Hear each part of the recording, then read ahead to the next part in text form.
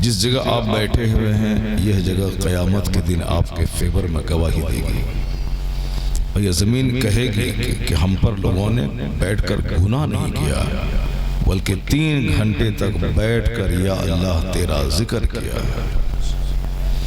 اس لیے جب تک یہاں بیٹھے رہیں کان سے تو اللہ رسول کے ذکر کی آواز پہنچے، لیکن زبان سے بھی اللہ کا ذکر ہوتا رہے، چونکہ عام طور پر بندہ اللہ اللہ کبھی کبھی بولتا ہے، 1 گھنٹے میں 50 بار 100 بار اللہ اللہ نہیں بولتا ہے۔ تو نماز پڑھتا ہے تو اللہ اللہ کرتا ہے، دکان میں ہے، کھیت میں ہے، کھلیان میں ہے، دنیا بھر کی باتیں ہوتی ہیں۔ یہ جلسہ ہی ہے جہاں 3 گھنٹے بیٹھ کر آپ اللہ اللہ کرتے ہیں۔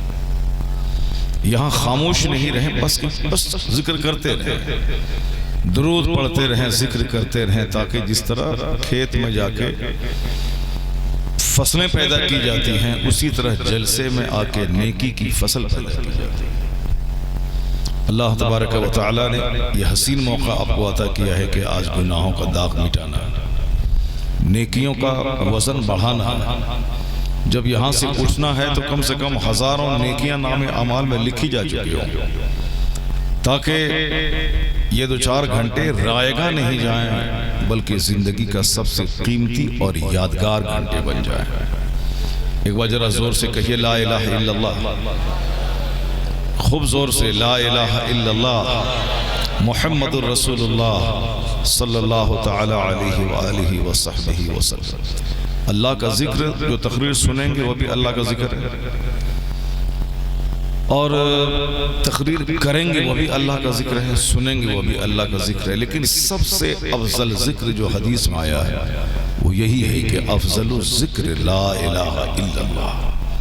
سب سے افضل ذکر اللہ کا ذکر ہے، اور اگر کوئی صبح اور شام 100 بار اس کو پڑھے تو آیا ہے کتاب میں کہ رحمت الہی حکم دے گی دونوں کلموں کو ملا دو، اب بیچ میں جو کچھ ہوا اس کو مٹا دو۔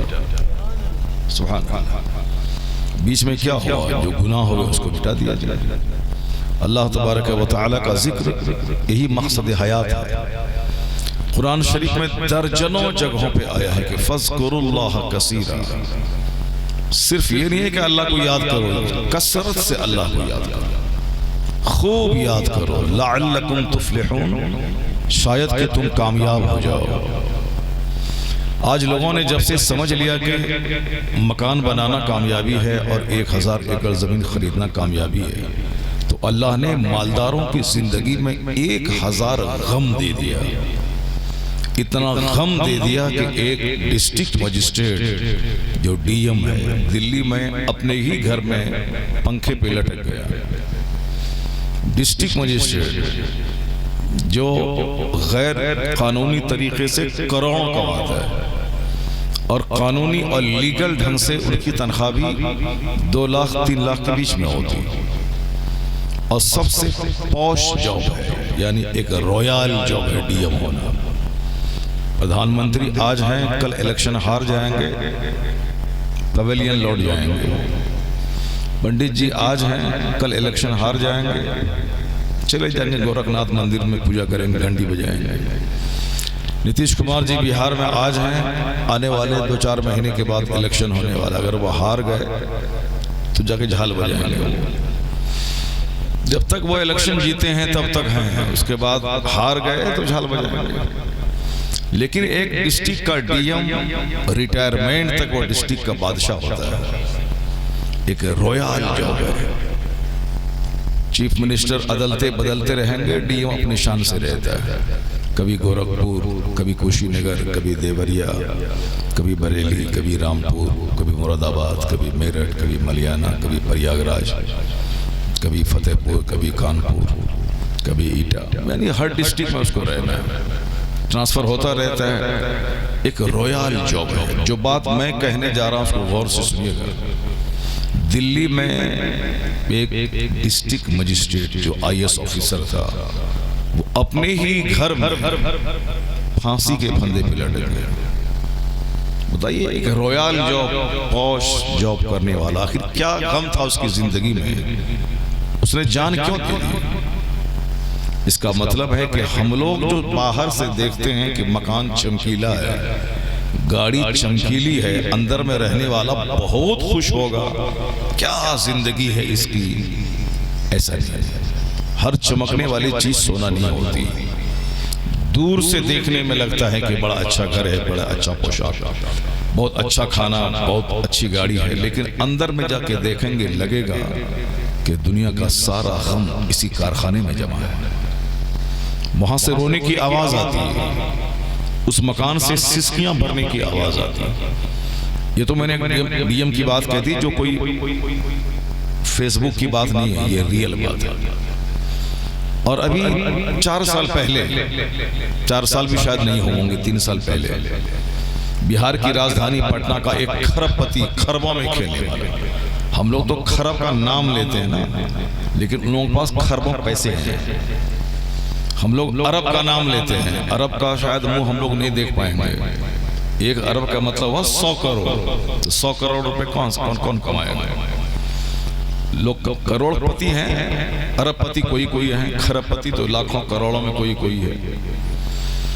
تو وہ کھرب پتی چونکہ گولڈ کا کاروباری تھا، ہیرے جواہرات کا کام کرتا تھا، امریکہ یورپ سے گھوم کے آیا تھا۔ آپ لوگوں کو پیسے ہوں گے تو آپ مسوری، نینی تال، اوٹی، گلمرگ، جہاں گئے کشمیر میں، وہاں لوگ جاتے ہیں۔ اور تھوڑا سا پیسہ زیادہ ہوگا تو تھائی لینڈ اور صاحب ملیشیا، سنگاپور، اس سے تھوڑا زیادہ پیسہ ہوگا تو فرانس کی راجدھانی پیرس، واشنگٹن ڈی سی، یہی کریں گے آپ، اس کے علاوہ اور کیا کر سکتے ہیں؟ وہ اکھرب پتی مسوری نینی تال نہیں بلکہ امریکہ سے گھوم کے آیا تھا۔ اس کو تو ایک بار جب گھوم کے آتا ہے تو 6 مہینے تک مست رہنا چاہیے کہ فورن سے گھوم کے آیا ہے، انجوائے کر کے آیا ہے۔ جیسے آج کل ہمارے گھر کی عورتیں عید کے دن انجوائے کرنے کے لیے وہ کپڑا خرید کرنے کے لیے جاتی ہیں بازار، شرارہ، غرارہ، پلازو، یہ وہ سب رات بھر خریدتی رہتی ہیں۔ شوہر کا پیسہ ہے، مارکیٹنگ وہ کر رہی ہیں، غیر مسلموں کو اپنا چہرہ، اپنی کلائی، اپنا بدن سب نمائش کرتی رہتی ہیں، بھول جاتی ہیں کہ ہماری ذمہ داری کیا ہے۔ قرآن کہتا ہے کہ اپنے گھر میں ٹھہری رہو، تم کو نہ مہر کی رقم دینی ہے، نہ تم کو کھانے کا انتظام کرنا، یہ سب کچھ مرد کے ذمہ اللہ نے ڈال دیا ہے۔ مہر کی رقم مرد کو دینا ہے، تمہاری روٹی مرد کو دینا ہے، تمہارا کپڑا مرد کو دینا ہے، ولیمے کا کھانا مرد کو دینا ہے، تم کو رانی بن کے گھر میں رہنا ہے۔ مگر یہ رانی بن کے نہیں بلکہ غلام بننا چاہتی ہیں، مارے پھر رہی ہیں۔ مارے جب سے پھر رہی ہیں تو سماج کس فتنے میں مبتلا ہے وہ سب کو معلوم ہے۔ چونکہ الٹا پلٹا کام جب ہوگا تو آدمی کو تباہی کا منہ دیکھنا پڑے گا۔ مرد لمبا بال رکھ کے چوڑی پہن کے گھر میں بیٹھے ہیں، اور جن کو گھر میں بیٹھنا تھا وہ باہر مارے پھر رہی ہے۔ اسکول، کوچنگ سینٹر، کالج، یہاں وہاں، بازار، مارکیٹنگ، اسکوٹی، کار، تو وہاں اگر کوئی آپ کی بیوی کو راستے سے کڈنیپ کر کے اپنے لوہر سے مل کر کے آپ کی کٹنگ کر دے تو کوئی تعجب کی بات نہیں ہے، یہ تو ہونا ہی ہے۔ جو آج 1 مہینے سے ساری خبریں سننے کو مل رہی ہیں ہندوستان میں، میرٹھ سے لے کر کے بریلی سے لے کے دیوریا، یہ آج جو خبریں آ رہی ہیں کہ فلاں نے اپنے بھانجے کے ساتھ مل کے اپنے پتی کا قتل کر دیا، فلاں نے گلی کوچے کا ایک سڑا ہوا لڑکا، جیسے وہ میرٹھ کا لڑکا، چہرہ دیکھیں اس کا بالکل سڑا ہوا ہے، جوکر کی طرح لگتا ہے، اور ان کا ہسبینڈ جو تھا وہ لندن میں کام کرنے والا، وہ بالکل اسمارٹ، خوبصورت ہے۔ ایک اپنے خوبصورت شوہر جس کی کمائی سے وہ رانی بن کے ہے، ایک گلی کے سڑے ہوئے لڑکے کے چکر میں پڑ کر اپنے خوبصورت شوہر کے 4 ٹکڑے کر دیے۔ یہ وہی ہے، الٹا پلٹا کام ہو رہا ہے کہ مرد لمبا بال رکھ کے گھر میں سوئے ہوئے ہیں اور بیوی مارکیٹنگ کر رہی ہے۔ جب مرد عورت بن جائیں گے اور عورت مرد بن جائے گی تو زمین میں زلزلہ آئے گا، زمین میں فتنے پیدا ہوں گے۔ حضور نے تو اتنا کہا تھا کہ مناسب رشتہ اگر مل جائے فوراً شادی دلا دے، اگر وقت پہ شادی نہیں دلایا تو زمین میں فتنہ پیدا ہوگا۔ جیسے بچہ بچی 18 سال میں بالغ ہوئے، شادی ہو رہی 38 سال میں، شادی ہوتی ہے 48 سال میں، نہیں ہمارے خاندان میں ایسا ہی ہوتا ہے ان کے خاندان میں زناکاری چلتی ہے مگر شادی نہیں ہوتی ہے. ان کے خاندان میں صدر ہاسپٹل میں 2-4 حمل گرائے جاتے ہیں روزانہ مگر شادی وقت پہ نہیں ہوتی. ہمارے خاندان میں شادی لیٹ سے ہوتی ہے. یہ جو 20-20 سال سے شادی لیٹ سے ہو رہی ہے، سماج میں فتنہ جو پیدا ہوا ہے، وہ فتنہ حضور کے قانون کی مخالفت کی وجہ سے ہوا ہے. اور اس کے سد باب کا دروازہ بند ہونے کا ایک ہی راستہ ہے کہ دنیا توبہ کر کے نہ کسی گاندھی، نہ امبیڈکر، نہ ایکٹر، نہ کرکٹر، نہ کسی ہیرو، کسی کی بات نہیں مانے، مصطفیٰ کی بات مانے، کل ہی فتنہ ختم ہو جائے گا. ساری آزمائشیں ختم ہو جائیں گی اگر دنیا کے سارے لوگ دنیا کے سب سے عظیم ترین مسلح کی بات مانیں. لیکن وڈمبنا تو یہ ہے کہ قوم مسلم جو آقا علیہ السلام کے ماننے کا دعویٰ کرتی ہے اور حضور کا کلمہ پڑھنے کے بعد ہی یہ مسلمان ہے، سب سے زیادہ حضور کی تعلیمات کی مخالفت یہی قوم کر رہی ہے. اس لیے آج جتنے بھی کیسز سامنے آ رہے ہیں وہ سارے کیسز ہمارے اپنے کیے ہوئے کا نتیجہ ہے. اب کوئی کسی کو نہیں روک پائے گا چونکہ قیامت آنے والی ہے. آقا نے فرمایا ہے کہ ایک زمانہ ایسا آئے گا کہ بندہ صبح مسلمان رہے گا، شام کافر ہو جائے گا. مشکات شریف کی حدیث میں آیا ہے یصبح مؤمنا و یمسی کافرا، بندہ صبح مومن رہے گا، شام کافر ہو جائے گا. اور شام مسلمان رہے گا، صبح کافر ہو جائے گا. وَيُبِعُ دِينَهُ بِعَرْضٍ مِّنَ الدُّنْيَا، لوگ اپنے دین کو دنیا کے بدلے میں بیچ ڈالیں گے. اللہ اکبر، اللہ.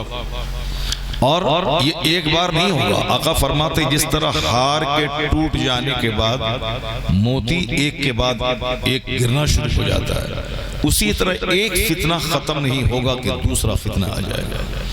یعنی لگاتار تسلسل کے ساتھ فتنے قائم ہیں. اور اتنا زبردست فتنہ ہوگا جو ابھی حالات ہیں، ایک فتنہ ختم نہیں ہوتا کہ دوسرا آ جاتا ہے. اندھیری رات سے بھی زیادہ تاریک فتنہ. لوگ قبرستان دوڑ کے جائیں گے، تمنا کریں گے کہ کاش میں مر گیا ہوتا تھا کہ یہ دن مجھ کو دیکھنے کو نہیں ملتا. جبکہ مرنے کی تمنا لوگ نہیں کرتے، لیکن لوگ مرنے کی تمنا کریں گے کہ کاش میں مر گیا ہوتا، یہ دن مجھ کو دیکھنے کو نہیں ملتا. جو غیرت مند اس کا دل زندہ ہے سینے میں، اس کا دل مر چکا ہے، وہ تو شراب پیے کہ شربت پیے دونوں برابر ہے. اس کے لیے مسجد اور چوپال دونوں برابر ہے. اس کے لیے گوبر اور گڑ دونوں برابر ہے. اس کے لیے شادی زناکاری دونوں برابر ہے. اس کا دل مر چکا ہے. جس کا دل زندہ ہے اسی کے دل میں احساس ہے کہ کیا غلط ہو رہا ہے، کیا صحیح ہو رہا ہے. غلط کو غلط کہتا ہے، صحیح کو صحیح کہتا ہے. وہ وہی کہے گا جس کا دل زندہ ہے. اور یہ دل زندہ ہوتا ہے حدیث قرآن سننے کی وجہ سے. جس طرح کھیت مر جاتا ہے، فصلیں پیدا نہیں ہوتی ہیں، جس طرح ابھی دھوپ تیز ہو رہی ہے، زمین سب جل رہی ہے. اب اس میں کچھ دن کے بعد اس کھیت کو دوبارہ کھیتی کے لائق بنانے کے لیے اس میں پانی ڈالنا پڑے گا. آسمان سے پانی ہوگا تو ٹھیک ہے، نہیں تو موٹر کے ذریعے زمین سے پانی نکال کر کھیت میں پٹایا جائے گا. تب وہ کھیت زندہ ہوگا، پھر اس میں دھان کی روپائی ہوگی یا کوئی دوسری فصل پیدا کی جائے گی. کھیت مر جاتا ہے، اس کو زندہ کرنے کے لیے پانی ڈالنا پڑتا ہے. اسی طرح یہ دل مر جاتا ہے. کافروں کا منہ دیکھ کر، بے نمازی کا چہرہ دیکھ کر، 24 گھنٹے دنیا کی بات کر کر یہ دل مر جاتا ہے. تو اس دل کو زندہ کرنے کے لیے حدیث قرآن کی نصیحت کی باتوں کا پانی اس پہ ڈالا جاتا ہے. اور جہاں حدیث قرآن کی باتیں کی جاتی ہیں، مرا ہوا دل زندہ ہو جاتا ہے. آنکھیں آنسو بہانے لگتی ہیں. شریعت نے انتظام کیا ہے کہ ہر ہفتے میں ایک دن، ویکلی، ہر جمعہ کو خطبہ ہو. نماز جمعہ بغیر تقریر کے نہیں ہوگی. خطبہ نماز جمعہ کے ساتھ کنڈیشنڈ ہے، مشروط ہے. جیسے بغیر وضو کے نماز نہیں ہوتی ہے، اسی طرح بغیر خطبہ جمعہ کی نماز نہیں ہوتی. 1 منٹ کا صحیح خطبہ ہو رہا ہے. اس خطبہ جمعہ میں کیا کہا جاتا ہے؟ ان اللہ یأمر بالعدل والإحسان وإیتاء ذی القربى وینہی عن الفحشاء والمنکر والبغی یعظکم لعلکم تذکرون. یہ قرآن پاک کی جامع آیت ہے جس کے بارے میں کہا گیا ہے کہ اگر یہی آیت نازل ہوتی اور کوئی آیت نہیں بھی نازل ہوتی تو بھی قرآن کے نازل ہونے کا مقصد پورا ہو گیا ہوتا. یعنی وہ کمپلیٹ اور جامع آیت ہے۔ یہی وجہ ہے کہ عرب میں، عجم میں، امریکہ میں، آسٹریلیا میں، پوری دنیا میں جہاں مسلمان آباد ہیں، جہاں جمعہ کی نماز ہوتی ہے، ہر جمعہ کے خطبے میں اس آیت کریمہ کی تلاوت ہوتی ہے۔ اب کیوں ہوتی ہے؟ تاکہ اس کے پڑھ دینے کا مطلب ہوا کہ پورا قرآن پڑھ کے سنا دیا گیا۔ اس آیت کے پڑھنے کا مطلب ہوا کہ پورا قرآن پڑھ کے سنا دیا گیا، اور اس میں اللہ 3 باتوں کا حکم دیتا ہے۔ ان اللہ یامر بالعدل والاحسان وایتاء ذی القربى۔ اللہ 3 باتوں کا حکم دیتا ہے، عدل کرنے کا، عدل مطلب انصاف کرنے کا، انصاف کا مطلب جو چیز جہاں ہے وہاں رکھ دینے کا، اس کے خلاف کرنے کا مطلب ظلم ہے۔ سر، یہ پگڑی کی جگہ ہے سر، اب اس پگڑی کو اگر میں پاؤں میں ڈال دوں تو یہ ظلم ہے۔ جو غیر محل میں کسی چیز کو رکھا جائے اسی کو ظلم کہتے ہیں۔ عدل کا حکم اللہ دیتا ہے کہ پگڑی کو سر پہ رکھو، پاؤں میں نہیں، ٹوپی کو سر میں پہنو، پاؤں میں نہیں، موزہ، ساکس اور سینڈل اور چپل پاؤں میں پہنو، وہ سر پہ نہیں۔ عورتیں اپنی حد میں رہیں، مرد اپنی حد میں رہیں، اولاد اپنی حد میں رہیں، والدین اپنی حد میں رہیں، امیر اپنی حد میں رہیں، غریب اپنی حد میں رہیں، علماء کرام اپنی حد میں رہیں، عوام اپنی حد میں رہیں، یعنی سارے لوگ اپنی اپنی حدوں میں رہیں، حد سے تجاوز نہ کریں، اسی کا نام عدل ہے۔ اور اس میں دنیا بھر کی ساری اچھائیاں جمع ہیں۔ عدل کا حکم دیتا ہے اللہ، اس کا مطلب ہے تمام اچھائیاں اس میں جمع ہیں۔ اور دوسری چیز احسان کا حکم دیتا ہے، احسان کا یعنی خوب کثرت سے نیکیاں کرنے کا۔ اللہ رب العزت سے ہر وقت، ہمیشہ، ہر پل ڈرتے رہنے کا۔ 5 اسٹار ہوٹل میں رہیں یا مکئی کے کھیت میں رہیں، یا رات کے سناٹے میں رہیں یا دن کے اجالے میں رہیں، یا گنے کے کھیت میں رہیں یا چوراہے پہ رہیں، ہمیشہ اللہ سے ڈرے۔ احسان کا مطلب یہ ہے کہ اس طرح عبادت کرو اللہ کی کہ کأنک ترا، گویا تم اللہ کو دیکھ رہے ہو۔ اور اگر یہ تصور نہیں جم پائے تو یہ تصور کرو کہ اللہ مجھے دیکھ رہا ہے۔ پہلا تصور تو کہ تم سمجھو کہ میں اللہ کو دیکھ رہا ہوں۔ جب ایک بندہ یہ جان لے کہ میں حاکم کو دیکھ رہا ہوں تو حاکم کے سامنے وہ جرم کرنے کی ہمت نہیں کر پائے گا۔ لیکن اللہ تو احکم الحاکمین ہے۔ جب بندہ یہ جان لے کہ میرا رب ہمیشہ مجھ کو دیکھ رہا ہے تو کبھی کرائم نہیں کرے گا، کبھی جرم نہیں کرے گا، چونکہ اللہ دیکھ رہا ہے۔ جو سزا دینے والا ہے، جو جہنم کی آگ تیار کر کے رکھا ہے، وہ مجھ کو دیکھ رہا ہے۔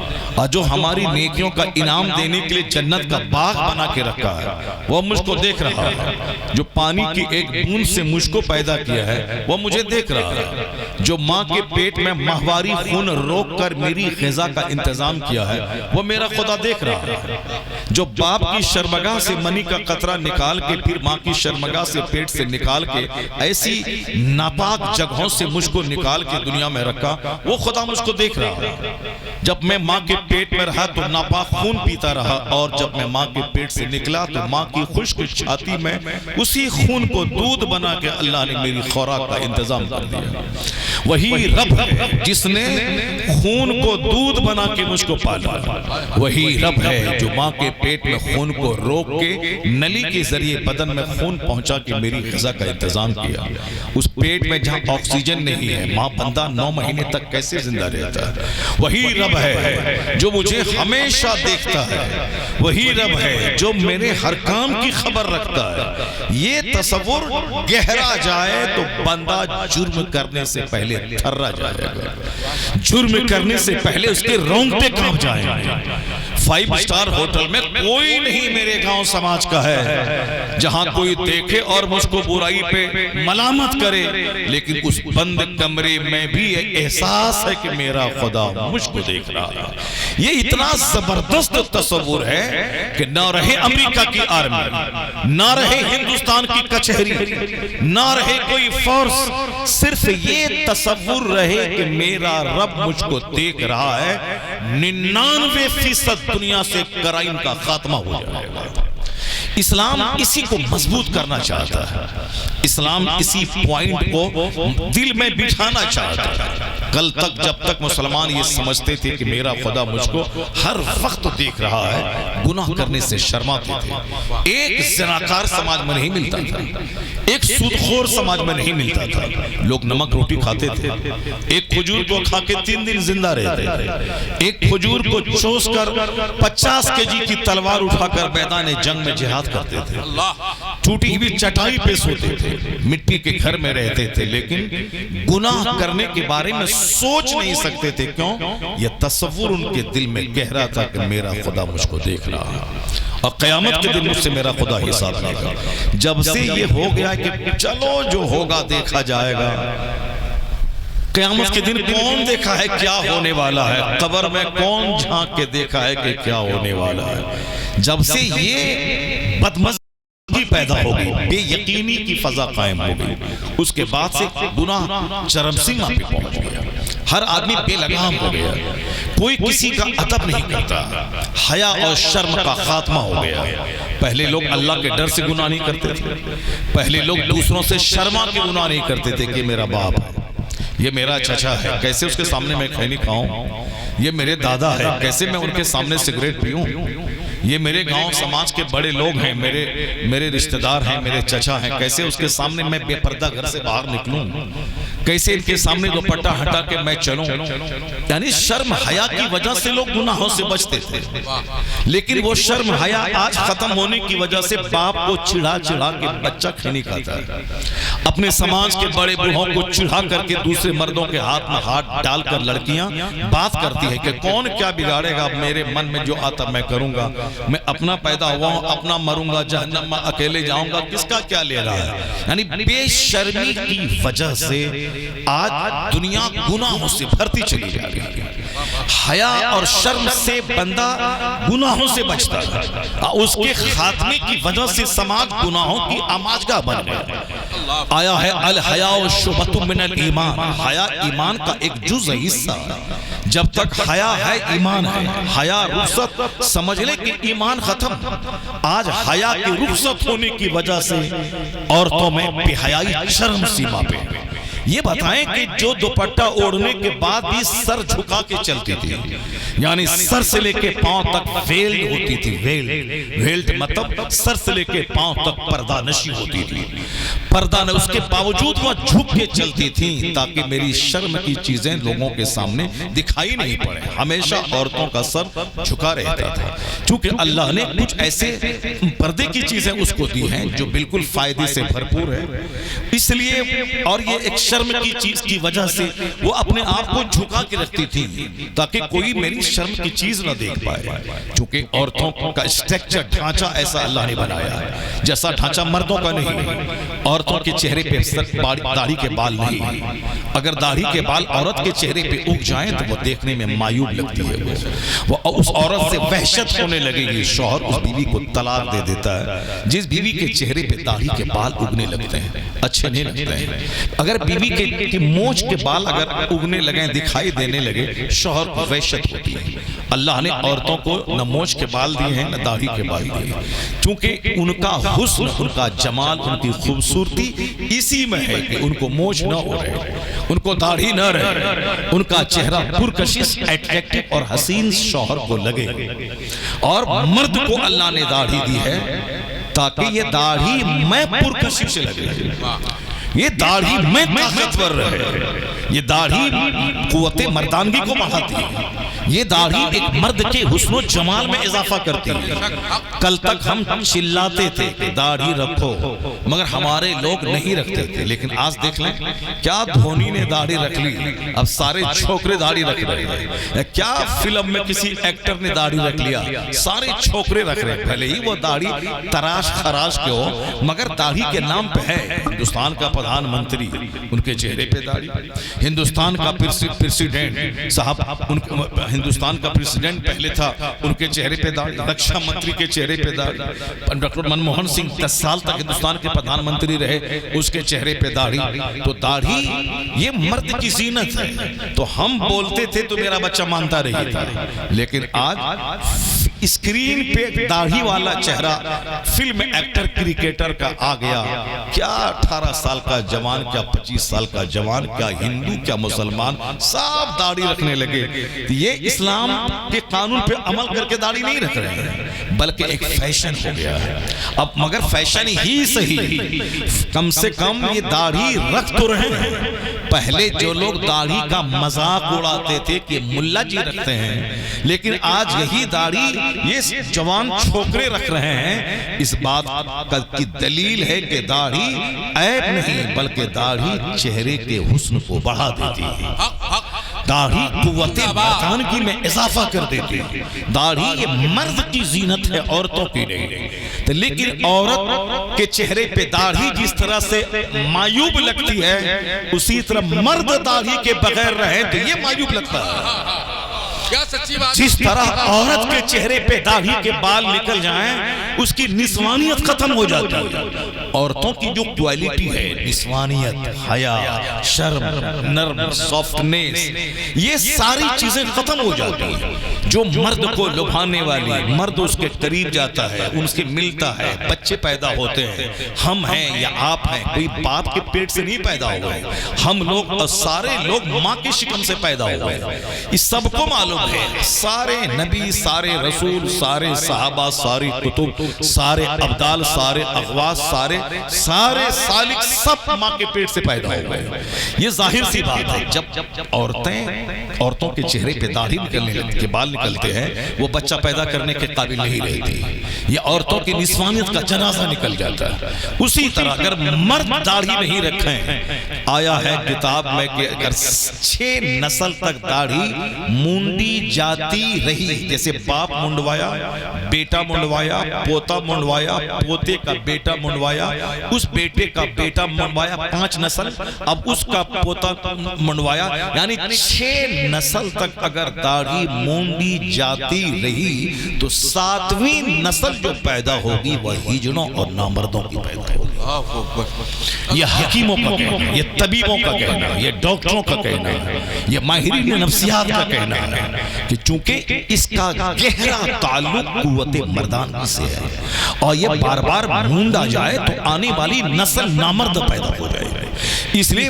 داڑھی سنت ہے اور داڑھی مرد کی زینت ہے۔ لیکن ذرا حالات دیکھ لیں کہ صاحب عورتوں کے لمبے بال یہ ان کے لیے حسن کا ذریعہ، مرد کے لمبے بال کمر تک رکھیں یہ ان کے لیے عیب ہے۔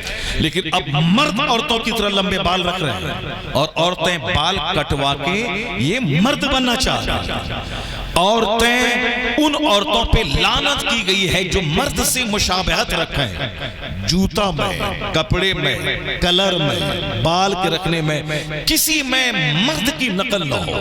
اگر مرد کی نقل عورتیں کریں گی تو اس پہ لعنت ہے اللہ کے فرشتوں کی، اور اس مرد پہ بھی لعنت ہے جو مرد عورتوں کی نقل کرے۔ عورتوں کی نقل کا مطلب داڑھی مونڈ لیں یہ عورتوں کی نقل ہے، مونچھ مونڈ لیں یہ عورتوں کی نقل ہے۔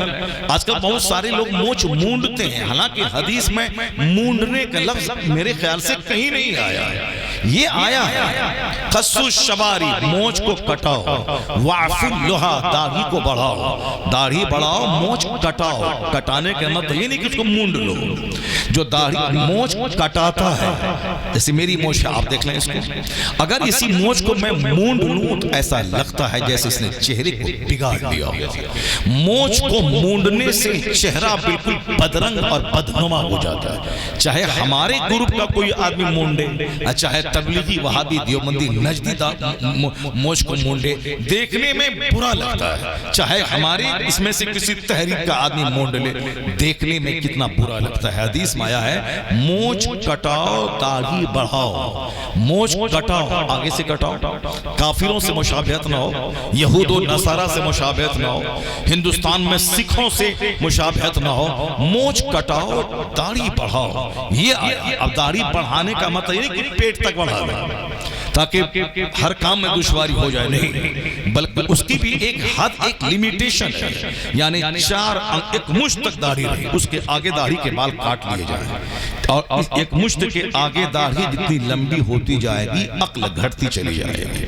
اور یہ بالکل فلسفر کا کہنا ہے، حکیموں اور طبیبوں کا کہنا ہے۔ بہت سارے لوگ داڑھی بڑھاؤ کے چکر میں اتنا بڑھا دیا کہ ہاں پیٹ تک داڑھی لگا، اور پھر اس کو کتنی پریشانی ہوتی ہوگی استنجا کرنے میں یہ تو وہی جانتا ہوگا، مگر مجبور ہے کہ اس کا مولوی بتا دیا ہے کہ داڑھی بڑھاؤ چاہے پیر تک داڑھی چلی جائے، کٹانا نہیں ہے۔ چلو تمہارے مولوی نے مصیبت میں ڈال دیا، اور ہمارے بزرگوں نے ہمارے لیے راحت کا سامان دیا کہ داڑھی بڑھاؤ مگر یک مشت سے آگے مت بڑھاؤ، اور آگے داڑھی ایک مشت سے ہو تو اس کو کاٹ لو ورنہ لمبی ہوتی جائے گی، عقل تمہاری گھٹتی چلی جائے گی۔ تو ایک حد ہے، داڑھی کی ایک حد ہے، مونچھ کی ایک حد ہے، یہ عورتوں کو اللہ نے نہیں دیا ہے۔ مرد کی زینت اس میں ہے، مونچھ رکھے مرد کی خوبصورتی ہے، داڑھی بڑھائے مرد کی خوبصورتی ہے۔ تو جس دن مرد داڑھی مونچھ مونڈ لیں یہ عورتوں کی طرح ہو جائیں گے، جس دن عورتیں مردوں کی طرح بال رکھیں مردانہ جوتا پہنیں اس دن عورتوں کی کوالٹیز ختم ہو جائے گی۔ پھر کیا ہوگا؟ وہی ہوگا کہ مرد مردوں سے شادی کرنے لگیں گے، عورتیں عورتوں سے شادی کرنے لگیں گی۔ آپ کو شاید نہیں معلوم ہے امریکہ یورپ کے بعض ممالک میں اس ہم جنس پرستی والی ہومو سیکسولیٹی کو جائز قرار دے دیا، وہاں قانونی طور پر یہ اپرادھ نہیں ہے۔ ہندوستان میں یہ اپرادھ تھا، غیر مسلم کے نزدیک بھی یہ ظلم تھا کہ مرد مرد سے شادی کرے، عورت عورت سے شادی کرے۔ مگر پتہ نہیں ایک کون پاگل جز آ گیا کرسی پہ بیٹھا، اس پاگل جز نے کہا کہ نہیں صاحب انسان کو جینے کی آزادی ہے، وہ جس میں انجوائے کرنا چاہے کرے۔ اس جز کا گریبان تھام کے کوئی بولے بدبخت اگر تیرا باپ اپنے فرینڈ سے شادی کر لیا ہوتا یہ بتا دے تو کیسے پیدا ہوتا، اگر تیری ماں وہ اپنی سہیلی سے شادی کر لی ہوتی تو کیسے پیدا ہوتا۔ یعنی لوگ کہتے ہیں کہ صاحب وہ جز ہے، وہ پروفیسر ہے، وہ انجینئر ہے، وہ ڈاکٹر ہے، وہ صاحب بیرسٹر ہے۔ تو میں کہتا ہوں جز ہونا اور ہے، آدمی ہونا اور ہے، ڈاکٹر ہونا اور ہے، آدمی ہونا اور ہے، ماسٹر ہونا اور ہے، آدمی ہونا اور ہے، صاحب مالدار ہونا اور ہے، آدمی ہونا اور ہے۔ جو صرف خواہشات کی غلامی کرے گا وہ مرد کی صورت میں جانور تو ہو سکتا ہے، وہ انسان کی شکل میں بندر تو ہو سکتا ہے۔ انسان بننے کے لیے خواہشات کی غلامی نہیں کرنی ہے، جز کا چہرہ نہیں دیکھنا ہے، مالداروں کو نہیں دیکھنا۔ انسان بننے کے لیے انسان کامل مصطفیٰ جان رحمت کی پیروی ضروری ہے۔ جو مصطفیٰ کی پیروی کرے گا وہ چاہے پھوس کے گھر میں کیوں نہ رہے وہ پرفیکٹ انسان بن کے رہے گا، چاہے وہ غریب رہے تو بھی انسان رہے گا، مالدار رہے تو بھی انسان رہے گا۔ اس لیے بریلی کے تاجدار نے کہا تھا دوسروں کی پیروی کرے گا تو ممکن ہے کہ مانوتا سے نیچے گر جائے، دوسروں کا چہرہ دیکھے گا ممکن ہے کہ تو زہر کا کے مر جائے، دوسروں کا چہرہ دیکھے گا تو سماج میں زلزلہ اور فتنہ و فساد پیدا ہوگا۔ اس لیے تم کسی اور کو مت دیکھ، اللہ نے تیرے لیے ماڈل مصطفیٰ کو بنا کے بھیجا ہے، حضور کو دیکھ، اس کی پیروی کر، اور یہ بولوں ہے جانا ہے مانا، نہ رکھا غیر سے کام، للہ الحمد میں دنیا سے مسلمان۔ نعرہ تکبیر، نعرہ رسالت، عظمت اسلام، پیغمبر اسلام، خواجہ کا ہندوستان۔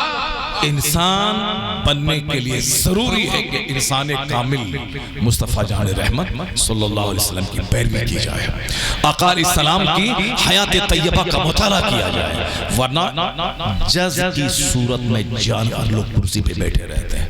کیسے اس نے کہہ دیا کہ مرد مرد سے شادی کر سکتا ہے؟ کیسے کہہ دیا مرد مرد سے شادی کرے گا؟ بچہ کیسے پیدا ہوگا؟ ہم اور آپ کیسے پیدا ہوتے ہیں؟ دنیا کیسے چلے گی؟ صرف انجوائے کرنا مقصد نہیں شادی کرنے کا کہ انجوائے کرے، نہیں، شادی کا مقصد ہے توالد و تناسل، شادی کا مقصد ہے کہ آنے والی نسلوں کا سلسلہ جاری رہے، کہ جیسے ہم ہمارے باپ اپنے باپ سے اپنی ماں سے پیدا ہوا، میرا باپ وہ اپنی ماں سے پیدا ہوا، میں اپنی ماں سے پیدا ہوا، میرا بچہ اپنی ماں سے پیدا ہو، یعنی اولاد رہے جس سے کہ دنیا کا نظام قائم رہ سکے۔ اور اگر مرد مرد سے شادی کرنے لگے تو یہ سب ایک اینٹی نیچرل کام جو دنیا میں آنے والی انسانی آبادی کا خاتمہ کر دے۔ کیسے ہیں وہ لوگ جو کہتے ہیں دولت کماؤ، پیسہ کماؤ، صاحب گاڑی خریدو، فارچونر خریدو، بی ایم ڈبلیو خریدو، چاہے کردار جانوروں کی طرح ہو تو بی ایم ڈبلیو کار میں اگر تو بیٹھے گا تو کار خوبصورت ہے، لیکن بیٹھنے والا کوئی گدھا اس میں بیٹھ جائے تو وہ تھوڑی خوبصورت ہو جائے۔ جیسے میں نے چشمہ پہن لیا 10,000 روپے میں، ارے تو چشمہ اچھا ہے، میں اچھا کب بنوں گا؟ میں نے گھڑی خرید لی 5 لاکھ روپے کی راڈو گھڑی، تو گھڑی اچھی ہے مگر تم اچھا کب بنے گا؟ ایک کالا آدمی 10 لاکھ کی گھڑی پہن لے وہ گورا نہیں ہو جائے گا، ایک صاحب بد اخلاق آدمی وہ 10 لاکھ کا جوتا پہن لے وہ سماج کا پرفیکٹ انسان نہیں بن جائے گا۔ تو آج کل لوگ کپڑے کا مقابلہ ہے، گاڑی کا مقابلہ ہے، مکان کا مقابلہ ہے، زمین کا مقابلہ ہے، مال کا مقابلہ ہے، صاحب گرینائٹ کا مقابلہ ہے، البیسٹر گرینائٹ ماربل کا مقابلہ ہے، گرینائٹ کا مقابلہ ہے، ٹائلز کا مقابلہ ہے، مگر آدمیت کا کوئی مقابلہ نہیں کرنا چاہتا کہ وہ 5 وقت کا نمازی ہے میں 6 وقت کا نمازی بن جاؤں، میں تہجد پڑھوں، میں اشراق پڑھوں، میں چاشت پڑھوں، وہ 1 لاکھ خیرات کرتا میں 2 لاکھ خیرات کروں، وہ 1 حج کیا ہے میں 5 حج کر لوں، وہ 10 عمرہ کیا ہے میں 20 عمرہ کر لوں، وہ 100 کمبل بانٹا ہے میں 500 کمبل غریبوں میں بانٹ دوں، انہوں نے 5 بچیوں کی شادی کروائی ہے میں 10 بچوں کی شادی کروا دوں، انہوں نے 10 غریبوں کا بوجھ اٹھایا میں 50 غریبوں کا بوجھ اٹھا لوں۔ مقابلہ کریکٹر پر، مقابلہ کردار کا ہے، مقابلہ ہے ماربل پر، مقابلہ ہے پتھر پر، مقابلہ ہے مول کا، مقابلہ ہے مکان کا، مقابلہ ہے زمین کا، مقابلہ ہے اچھے کپڑے کا، مقابلہ ہے شوز کا، مقابلہ ہے اسپیکٹیکلز کا، مقابلہ ہے واچ کا۔ اس لیے آدمیت مر گئی، انسان ڈھونڈنے سے نہیں ملتا ہے، سماج جوکروں سے بھر گیا، سماج زانیوں سے بھر گیا، سماج شرابیوں سے بھر گیا، سماج سود خوروں سے بھر گیا، یعنی اس کو مکان دکان چاہیے، چاہے جانور بن کے ہو، سود کھا کے ہو، زنا کر کے ہو، اپنی بیٹی کی آبرو لوٹا کے ہو، چاہے اپنے بھائی کو ذبح کر کے ہو، چاہے اپنے باپ کو مار کے LIC کی رقم لے کے ہو، یعنی جیسے بھی ہو صرف مکان دکان گاڑی چاہیے۔ اس لیے سماج جانوروں سے بھر گیا، چوروں سے بھر گیا، لچوں سے بھر گیا، لپنڈوں سے بھر گیا، حرام خوروں سے بھر گیا، قاتلوں سے بھر گیا، زانیوں سے بھر گیا۔ تو اب سماج اگر چاہتا ہے کہ سماج نمازی سے بھر جائے، سماج نیک لوگوں سے بھر جائے، سماج شریفوں سے بھر جائے، تو پھر یہ ٹرینڈ بدلنا ہوگا، یہ رجحان بدلنا ہوگا، یہ مینٹیلیٹی بدلنی ہوگی، مکان کا مقابلہ چھوڑنا ہوگا، زمین کا مقابلہ چھوڑنا ہوگا، کپڑے کا مقابلہ چھوڑنا ہوگا، کیریکٹر کا مقابلہ کرنا ہوگا، تقویٰ کا مقابلہ کرنا ہوگا۔ جس دن کردار کی وجہ سے سماج کے لوگوں کو سمان دیا جائے گا تو ہر آدمی کردار کو اونچا کرنا چاہے گا، اور جب تک ہم نے مالداروں کو دولت دے کے عزت دیں گے تو لوگ چوری ڈکیتی کر کے مالدار بننا چاہے گا۔ اس لیے آج کا جلسہ آواز دے رہا ہے کہ نیکوں کو سمان دے، شریفوں کو عزت دے، متقی کو پروان چڑھائے، اور جب نیکوں کو سمان ملے گا تو نیکوں کی تعداد میں اضافہ ہوتا چلا جائے۔ نعرہ تکبیر، نعرہ رسالت، مذہب اسلام، پیغمبر اسلام، تعلیمات اسلام۔ ہاتھ میں 5 لاکھ کا موبائل ہے، کردار جانوروں سے بدتر ہے۔ صاحب 5 منزلہ مکان ہے، رہنے والا جانوروں سے بدتر ہے۔ جو زنا کرے وہ آدمی ہے کیا؟ جو شراب پیے وہ آدمی ہے کیا؟ جو 24 گھنٹے منہ میں گٹکا رکھ کے جھوٹ چبائے وہ آدمی ہے کیا؟ یہ بتائیے 24 گھنٹے گٹکا کھانے کی چیز ہے؟ اتنے خسیس اور رذیل سماج میں ہے کہ جب بھی ملاقات ہوتی ہے، سویا ہے تو بھی منہ میں گٹکا لے کے سویا ہے، جاگتا ہے تو بھی منہ میں گٹکا لے کے ہے۔ نہ اس کو اس بات کی توفیق ملتی کہ میرے حضور نے فرمایا ہے کہ جب نیند سے بیدار ہو جاؤ یہ دعا پڑھو، الحمدللہ الذی احیانا بعد ما اماتنا والیہ النشور۔ تمام تعریفیں اس اللہ کے لیے جو ہمیں مرنے کے بعد دوبارہ زندگی عطا کر دی۔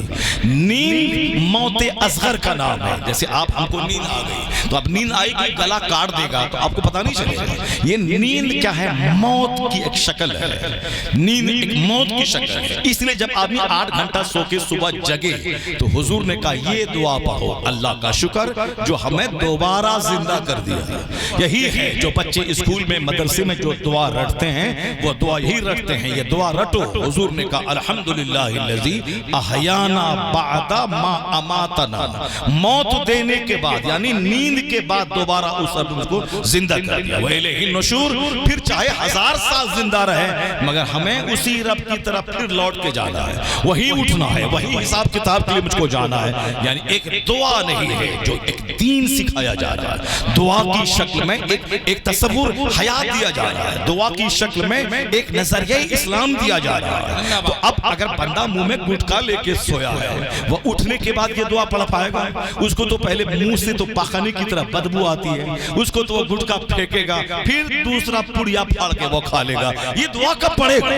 آج کل عورتوں کو جنات کا شدید حملہ ہو رہا ہے. جا کے دیکھیں کہ جا کے دیکھیں کسی درگاہ شریف میں, جا کے دیکھیں شاہ منور شاہ سرکار رحمت اللہ علیہ کے الہ آباد میں, یعنی عورتوں کی بھیڑ لگی رہتی ہے. کوئی ادھر سر ہلا رہی, کوئی ادھر سر جھلا رہی, کوئی ادھر زمین میں لیٹی ہے, کوئی ادھر عجیب آواز نکال رہی ہے. جو کوئی آواز کہیں نہیں سننے کو ملتی وہ درگاہوں پہ جا کے سن لیں. وہاں وہ عجیب آواز نکالی جاتی ہے. اس میں 90% وہ ہوتی ہیں جو عورتیں نقل کرتی ہیں. وہ عورتیں اس میں صرف جھوٹ ہے اور جھوٹ کا تماشا کر رہی ہیں.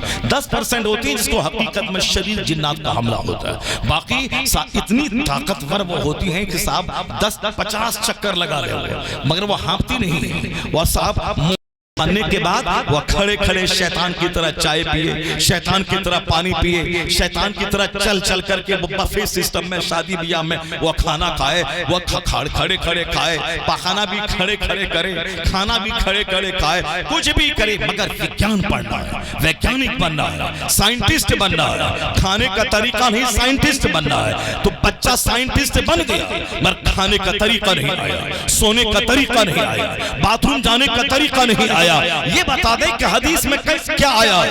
آقا فرماتے ہیں ما نہلا والد ولدہ من نحل افضل من ادب حسن. مصطفیٰ جان رحمت فرماتے ہیں ایک باپ اپنی اولاد کو جتنا گفٹ دیتا ہے اچھا ادب سکھانے سے بہتر کوئی گفٹ نہیں ہے. یعنی 1 کروڑ کا مکان دینے سے بہتر ہے کہ بچوں کو ڈسپلین سکھایا جائے, بچوں کو ادبی حیات سکھایا جائے, بچوں کو تعلیم سے آراستہ کیا جائے. آج مکان کی حوث ہے کہ بچوں کو 10 کروڑ چھوڑ کے میں مروں, بچوں کو 5 مکان دے کے میں مروں, بچوں کو ایک مال دے کے میں مروں تاکہ میرا بیٹا کھانے کے محتاج نہ ہو. کوئی ادب کے لیے لڑائیت نہیں ہے. اپنے بچوں کو ادب سکھا دو, بچوں کو ڈسپلین سکھا دو. حضور کہتے ہیں جتنا گفٹ تم بچوں کو دیتے ہو, چاہے 50 کروڑ کا گفٹ, چاہے زیورات کا گفٹ, چاہے مکانات کا گفٹ, چاہے مال دکان کا گفٹ, کوئی گفٹ اچھا ادب سکھانے سے بہتر نہیں ہے. 1 کروڑ کا مکان دینے سے بہتر ہے کہ بچوں کو مصطفیٰ کی سنت سکھا دیں, اس کو ادب سکھا دیں, اس کو علم سکھا دیں, اس کو انسان بنا دیں. وہ کرائے کے گھر میں رہے گا, جانور نہیں انسان بن کے رہے گا. اور جہاں انسان رہتا ہے اس کی زیارت کے لیے آسمان سے فرشتہ نازل ہوتا ہے. حق زندہ باد زندہ باد. یہاں محلوں میں جانور رہ رہے ہیں, شہروں میں جانور رہ رہے ہیں, یہاں صاحب کروڑوں کے مال میں جانور رہ رہے ہیں. انسان کہاں رہے گا؟ چونکہ ماں باپ نے انسانیت سکھایا ہی نہیں. پیدا ہونے کے بعد ہی بتایا کہ وہ ڈاکٹر بن گیا کروڑوں کما رہا, وہ انجینئر بن گیا کروڑوں کما رہا, وہ امریکہ چلا گیا 20 لاکھ مہینہ کما رہا. یہ بچے کے دماغ میں یہ بات بیٹھ جاتی ہے کہ مال کمانے والا ہی اصل میں آدمی ہے. اس لیے میرا مقصد حیات مال کمانا, چاہے جوا کھیل کے ہو, سٹا کھیل کے ہو, آبرو لٹا کے ہو, ایمان بیچ کے ہو, جیسے بھی ہو مال چاہیے. ایک بندہ کہہ رہا تھا پہلے مال مل رہا تھا میں نے لیا نہیں, مگر اب میں چاہتا ہوں کہ حرام سے ہی صحیح مال ملے مگر اب مل نہیں رہا ہے. یہ ذرا گندی سوچ دیکھیں. پہلے مال مل رہا تھا طریقے سے مگر میں نے نہیں لیا, مگر اب میں چاہتا ہوں کہ مال چاہیے مجھ کو. اس زمانے میں مال چاہیے مگر مال ہی نہیں مل رہا ہے. اب اس نیت یہ ہے کہ چاہے حرام صحیح سے مگر مال مل تو جائے, چاہے شراب بیچ کے صحیح مال مل تو جائے, سود کھا کے صحیح مال مل تو جائے. یہی جنون آج عورتوں میں چھا گیا ہے. وہ گروپ کا لون لون والا کاروبار چل رہا ہے کہ صاحب روزانہ ہفتے میں ایک بار جمع کرنا ہے, مہینے میں 10-20 ہزار پہ لے لینا ہے اور روزانہ کچھ نہ کچھ جمع کرتے رہنا ہے ایک ہفتے میں. اب اسی میں صاحب جوان لڑکے گھوم رہے ہیں, عورتوں کے بیچ میں بیٹھ رہے ہیں, عورتیں سوچتی ہیں کہ ہم کو دینا پڑ رہا ہے 100 روپے مگر ایک بار 10,000 روپے آ تو جا رہا ہے. وہ نہیں سمجھ رہی ہیں کہ ایک اجنبی مرد کتنوں کی آبرو لوٹ چکا ہے اسی لون والے سسٹم کو دیکھ کر. اسی عورتوں کے بیچ میں جو گروپ سموہ کا جو لون چل رہا ہے اس کے ذریعے سے کچھ نہیں, یہاں تک کہ آج قسط جمع کرنا ہے مگر مال آج نہیں ہے. مال ہے تو اب وہ سامنے خوبصورت نوجوان کہتا ہے کہ بہن میں جمع کر دیتا ہوں. اب وہ مال جمع کیا, اب یہ اس سے مسکراہٹ بیچ کے اس کا استقبال کر رہی ہے, اب ان کے فون پہ وہاں حاضر ہو رہی ہے. اب اس طریقے سے شوہر رہے اپنے گھر میں سویا ہوا, یہ ان کے ساتھ میں بھاگ کے مستیاں مسوری اور نینیتال میں کر رہی ہے. یعنی ایک سود کھانے کا مزہ صرف مال کی وجہ سے, کیونکہ گھر میں فریج انسٹالمنٹ پہ لے لیا ہے, اب اس کو دینا کہاں سے ہے پیسہ, اب اسی طریقے سے دینا ہے. اب گھر میں اے سی اسی انسٹالمنٹ پہ لے لیا ہے, اب مال کہاں سے آئے گا, چونکہ تنخواہ تو وہی لمیٹیڈ ہے مگر اس کو اے سی بھی چاہیے, اس کو فریج بھی چاہیے, اس کو گھر میں کولر بھی چاہیے, اس کو گھر میں گرینڈر بھی چاہیے, اس کو گھر میں سارے سامان بالکل جو لگزریس لائف گزارنے کا سامان جو مالدار لوگوں کے گھر میں موجود ہے وہ سب میری کو بھی چاہیے. اب سارا سامان قسط پہ ہے, چاہے گھڑی ہو, چاہے واشنگ مشین ہو, چاہے آرو کی مشین ہو, سب قسط پہ. چاہے کار سامنے کھڑی رہے, چاہے بائک رہے, 5,000 پہ ڈاؤن پیمنٹ کیا, اب 1 لاکھ روپے کی بائک لے لی, اب یہ اڑا رہا ہے. اب صاحب 50,000 ڈاؤن پیمنٹ کیا, 4 لاکھ کی بلیٹ خرید لیا, اب یہ بھٹ کر کے گاڑی چلا رہا ہے. تو اب ہر مہینے جب دینا ہے تو لون کا تنخواہ کا پیسہ اس میں چلا گیا, گاڑی کے لون میں, اب اس میں چلا گیا. اب بیوی کیا کرے گی, بیوی سے تم بھی کماؤ, اب چاہے چھوکرے کا منہ ہی دیکھنا پڑے مگر کماؤ تم بھی, کیونکہ اتنا قرض ہو گیا ہے کہ تم کو بھی کمانا پڑے گا. اب عورتیں بھی گھر سے باہر جانے لگی, عورتیں بھی آبرو بیچ کے صاحب وہ آفیسز میں کام کرنے لگی. اب آفیسز میں عزت کا سودا ہو سب چلے گا مگر مال چاہیے. ایک مرد کے سامنے اس کی بیوی کے ساتھ اجنبی آدمی زنا کر رہا ہے مگر یہ اندر سے ضمیر اتنا مر چکا ہے کہ سب کچھ چلے گا مگر مال چاہیے.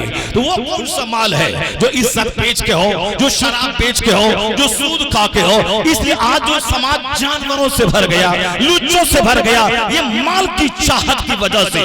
آیا تھا بزرگوں نے کہا تھا الدنیا جیفتن وطلابها کلاب, یہ دنیا مردار ہے, اس کے طلبکار کتے ہیں. اور حضور نے کہا تھا یہ دنیا فتنہ ہے, آزمائش ہے. آقا نے کہا تھا الدنیا زور لا یحصل الا بالزور, یہ دنیا دھوکہ ہے اور بغیر دھوکے کے حاصل نہیں ہوتی ہے. آقا نے کہا تھا جب صبح کرو تو شام کا انتظار مت کرو, اور شام کرو تو صبح کا انتظار مت کرو. آقا نے کہا تھا اگر اس دنیا کی اہمیت مچھر کے پر کے برابر ہوتی تو 1 گھونٹ پانی اللہ کافروں کو نہیں دیتا. یعنی یہ دنیا اس قدر ذلیل اور سستی ہے کہ اللہ کو گالی دینے والوں کو اللہ ارب پتی کھرب پتی بنا رہا ہے. 1 گھونٹ پانی تک نہیں دیتا کافروں کو. اگر دنیا کا مہتو مچھر کے پر کے برابر, لو کانت الدنیا عند اللہ جناح بعوضہ ما سقا کافرا منها شربۃ ماء. حدیث میں آیا ہے یہ دنیا جس کے لیے بے چین ہو تم, اگر یہ دنیا مچھر کے پر کے برابر بھی ویلو رکھتی تو اللہ کافروں کو 1 گھونٹ پانی تک نہیں دیتا. اب اللہ جب ان کو بے شمار دے رہا ہے, اربوں دے رہا ہے, اس کا مطلب مچھر کے پر سے زیادہ ذلیل ہے یہ دنیا, اس لیے اللہ ذلیلوں کو دے رہا ہے. حضور نے اپنے غلاموں سے کہا تھا کہ اللہ جس بندے سے محبت کرتا ہے اس کو دنیا سے ایسے بچاتا ہے جیسے تم اپنے بیماروں کو پانی سے بچاتے ہو, کہ میرا بیمار پانی نہ ٹچ کرے ورنہ بخار بڑھ جائے گا, ورنہ نزلہ زکام بڑھ جائے گا. تو اللہ اپنے نیک بندوں کو دنیا سے ایسے ہی بچاتا ہے. حضور کے گھر میں 2 مہینے تک چولہے میں آگ نہیں سلگتی تھی. سیدہ عائشہ فرماتی ہیں رأیت الہلال ثم رأیت الہلال الاخرى, میں چاند دیکھتی اور دوسرے مہینے کا چاند دیکھتی, یہاں تک کہ تیسرا چاند نکل جاتا. شہرین متتابعین, لگاتار 2 مہینے گزر جاتے مگر حضور کے گھر والوں کے چولہے میں آگ نہیں سلگتی تھی. پوچھا گیا کہ امی جان گزر بسر کیسے ہوتا تھا؟ جواب ملا الا السودان, 2 کالی چیزوں سے, التمر والماء یعنی کھجور اور پانی, اسی سے گزر بسر ہوتا تھا. البتہ پڑوس میں ایک شخص تھا جو کبھی کبھار بکری دوہ کر بکری کا دودھ مصطفیٰ جان رحمت کی بارگاہ میں پیش کر دیتے تھے, تو حضور وہ دودھ خود نہیں پی کر میری طرف بڑھا دیا کرتے تھے. یہ آقا علیہ السلام کے گھر کا ماحول تھا. حضرت عمر فاروق حضور کے گھر میں داخل ہو گئے, سرکار چٹائی پہ آرام فرما رہے تھے، صرف لنگی تہبند تھی اور چادر نہیں تھی، اسی بغیر بستر والی چٹائی پہ سوئے اور سارے نشانات آقا علیہ السلام کے جسم لطیف پر سارے چٹائی کے نشانات ابھر آئے۔ عمر فاروق رونے لگے۔ آقا نے فرمایا کہ اے عمر کیا چیز تم کو رولا رہی ہے؟ کہا سرکار آپ کی سادگی مجھ کو رولا رہی ہے۔ یا روم کے بادشاہ یا ایران کے بادشاہ یہ عیش اور آرام کے ساتھ ریشم و کمقاب کے بستر پر ہے، ریشم پہنے اور ساری کائنات کا مالک و مختار، عرب و عجم کا تاجدار، محبوب پروردگار اس سادگی سے بستر پہ سوئے کہ چٹائی کے نشانات جس میں پاک ابھر آئے۔ حضور اٹھ کر بیٹھ گئے، کہا اے عمر کیا تم اس بات سے خوش نہیں ہو کہ میں نے دنیا داروں کے لیے چھوڑ دیا ہے، اپنے لیے آخرت کو پسند کر لیا ہے، اپنے لیے آخرت کو میں نے پسند کر لیا ہے۔ اے مسلمان آج جو میری بیٹیاں غیروں کے ساتھ بھاگ رہی ہیں، مقصد حیات خواہشات لذت اور مال، آج جو میرا بیٹا ایمان بیچ کر کافروں کے ساتھ بھاگ رہا ہے، نوکری کے چکر میں ایمان بیچ رہا ہے، اصول کا خون کر رہا ہے، جانوروں سے بدتر کام کر رہا ہے، وہ ریلوے کا ڈبہ لوٹ رہا ہے، وہ بینک کا اے ٹی ایم لوٹ رہا ہے، چور ڈکیت بن رہا ہے، ہمارا بچہ آتنکوادی بن رہا ہے، کیونکہ ہم نے اس کو حضور کی حدیث نہیں سکھائی، سرکار کی زندگی نہیں بتائی، ہم نے اس کے سامنے دنیا داروں کی زندگی رکھ دی، فلم کے ایکٹر کی، نیتا کی، کافروں کی، سماج کے حرام خور مالداروں کی زندگی ہم نے رکھ دی۔ اس لیے آج میرے بیٹے میرے ہاتھ سے نکل گئے، میری بیٹیاں میرے ہاتھ سے نکل گئی، میری بیویاں مجھ کو چھوڑ کر کے غیروں کے ساتھ بھاگ رہی ہے، چار بچے کی ماں وہ دوسروں کے ساتھ بھاگ رہی ہے، وہاں مال کام کر رہا ہے، میرے شوہر کے پاس مال نہیں ہے، اور سماج کا وہ چھوکرا لاکھوں کی لالچ دلا کے اس کو لے کے بھاگ کے جا رہا ہے۔ یہ مال کی چاہت کو دل سے نکالنا ہوگا، کیونکہ حضور کے گھر میں سادگی ہے، چولہے میں آگ نہیں ہے۔ آقا اسلام نے کہا کہ دنیا میں اس طرح رہو جیسے ایک مسافر رہتا ہے، اجنبی رہتا ہے۔ حضور کو دیکھو گے تو غریبی میں ایمان بھی بچے گا، کردار بھی بچے گا، رہے گا مٹی کا گھر، ایمان اتنا اسٹرانگ رہے گا کہ روم بھی ہلے گا، ایران بھی ہلے گا، ساری دنیا میں مصطفیٰ کے غلاموں کا سکہ چلے گا۔ نعرہ تکبیر، نعرہ رسالت، عظمت اسلام، پیغمبر اسلام۔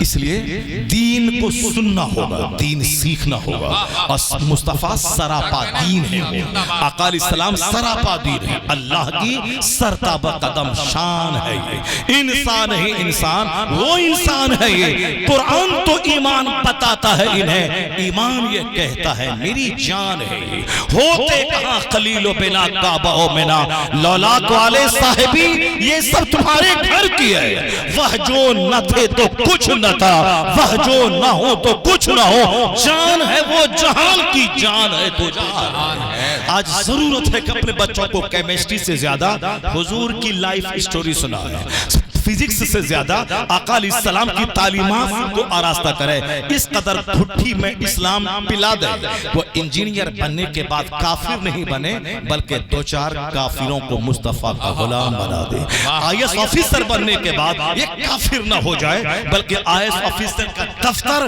وہ اسلام کی تبلیغ کا مرکز بن جائے، یا ویگیانک بننے کے بعد یہ ناستک نہیں بن جائے، ویگیانک بننے کے بعد سائنس کی دلیل کی روشنی میں دوسروں کو اسلام کی سچائی سمجھائے اور کہہ دے کہ آج ویگیانکوں نے کہا ہے کہ کھجور میں زبردست وٹامن ہے، زبردست پروٹین ہے، یہاں تک کہ ویگیانک کھجور کی تعریف کرتے کرتے آج نہیں تھکتے ہیں، یہاں تک کہ صاحب آج یوگا ماسٹر کھجور اور شہد کی تعریف کرتے ہوئے نہیں تھک رہے ہیں، وہ کہتے ہیں ہر گھر میں کھجور ہو۔ آج سے 10 سال پہلے کھجور ڈھونڈنے سے نہیں ملتی تھی، صرف رمضان میں کھجور کا چہرہ دیکھنے کو ملتا تھا، لیکن آج ہر مارکیٹ، ہر بازار میں اور ہر صاحب کرانے کی دکان پہ، ہر دکانوں میں کھجور زبردست ہر ٹائپ کی کھجور، یہاں تک کہ میں نے کلکتہ ریلوے اسٹیشن پہ میں نے ایک ریسٹورنٹ میں اجوا کھجور دیکھا، میں نے پوچھا واٹ از پرائس کا، انہوں نے کہا 1200 روپیز، یعنی 1200 روپے اس کی قیمت ہے پر کے جی۔ اجوا کھجور 1500 1600، یہ اجوا کھجور پہلے حاجی لوگ کھاتے تھے، اور حاجی جب آتے تھے وہاں سے تب دوسروں کو آدھی کھجور اجوا ملتی تھی، تھی یا ایک کھجور ملتی تھی، لیکن آج انڈیا میں خربوں روپے کی مارکیٹنگ کھجور کی ہو رہی ہے۔ اب میں نے لکھنؤ میں ایک منڈی کو دیکھا، کھجور ویلی، یعنی ویلی آف ڈیٹس، کھجور کی ویلی۔ اتنے میں اندر گھسا، اتنے ویرائٹیز کھجور کے، جس طرح دکان مکہ مدینہ کی گلیوں میں سجی ہوتی ہیں کھجور کی، اس طرح کی دکان لکھنؤ میں نے منڈی میں دیکھا۔ میں نے کچھ کھجور، میں نے اس سے لمبی کھجوریں میں نے خریدی۔ یہ بتائیے کہ آج ہم سے زیادہ غیر مسلم کھجور کھا رہے ہیں، کیوں؟ اس لیے کہ ویگیانک کھجور کی افادیت پہ باتیں کر رہے ہیں، اس میں یہ فائدہ ہے، اس میں یہ جسمانی فائدہ ہے۔ 2 کھجور کھا لیں، دن بھر آپ مست رہے، دن بھر میں آپ کے بدن کو جو کچھ چاہیے، کیلوری چاہیے، پوٹیشیم چاہیے، وٹامن چاہیے، آپ کے جسم کو سالٹ چاہیے، آپ کے جسم کو شوگر چاہیے، وہ ساری چیزیں کھجور میں موجود ہیں۔ شہد بہترین علاج ہے بیماریوں کا، اس شہد میں بے شمار پھلوں کا رس جو شہد کی مکھی کے ذریعے ملتا ہے، اس میں 1000 بیماریوں کے علاج ہے شہد میں۔ یہ پہلے شہد کو مسلمانوں کی خوراک مانا جاتا تھا، لیکن آج یہ شہد مجھ سے زیادہ غیر استعمال کر رہے ہیں۔ پہلے کھجور مسلمانوں کی خوراک مانی جاتی تھی، لیکن آج کھجور مجھ سے زیادہ اخیار کھا رہے ہیں، کیوں؟ ویگیانکوں نے اس کے فائدے پر گفتگو شروع کر دی ہے۔ اگر زندہ رہنا ہے، ہیلدی رہنا ہے، برین کو تر و توانا رکھنا ہے، تو پھر یہ کھجور اور شہد کا استعمال کیا جائے۔ میں کہتا ہوں، اے مسلمان ڈی ایم، اے مسلمان ماسٹر، اے مسلمان ٹیچر، تم دوسروں کا چڈی لے کے گھوم رہا ہے، تم دوسروں کا پیانو لے کے گھوم رہا ہے، تم دوسروں کا برتھ ڈے پارٹی میں کیک کاٹ رہا ہے، تم دوسروں کا ہاف چڈی پہن کے بچوں کو اسکول چھوڑنے جا رہا ہے، تیری بہن بیٹیاں وہ ہاف چڈی پہن کر کے سماج میں مارکیٹنگ کرنے جا رہی ہے، اور وہ لوگ کھجور کھا رہے ہیں، شہد چاٹ رہے ہیں، ان کی عورتیں صبح سویرے واکنگ کر رہی ہیں، ان کے مرد صحت ہیلدی زندگی گزارنے کے لیے فاسٹنگ کر رہے ہیں، یہاں تک کہ امریکہ کا سائنٹسٹ کہتا ہے observe fast you will be healthy، fasting کرو ہیلدی ہو جاؤ گے۔ رام دیو جی کہتے ہیں کہ مہینے میں 2-4 دن فاسٹنگ کرو ہیلدی ہو جاؤ گے۔ جاپان کا ویگیانک کہتا ہے آپ روزہ رکھیں ہیلدی ہو جائیں گے۔ ہم تو پہلے یہ کہتے تھے کہ روزہ رکھو کہ بیمار ہو جاؤ گے، چہرہ سوکھ جائے گا، کیوں روزہ رکھ رہا ہے؟ پر آج ویگیانک کہتے ہیں observe fast you will be healthy، روزہ رکھو صحت مند ہو جاؤ گے۔ اور دن بھر 12 گھنٹے روزہ رکھنے کے بعد افطار کس سے کرو؟ دن بھر آدمی پانی نہیں پیا، دن بھر کھانا نہیں کھایا، دن بھر آدمی کے بدن کو جو چیز چاہیے وہ نہیں ملا۔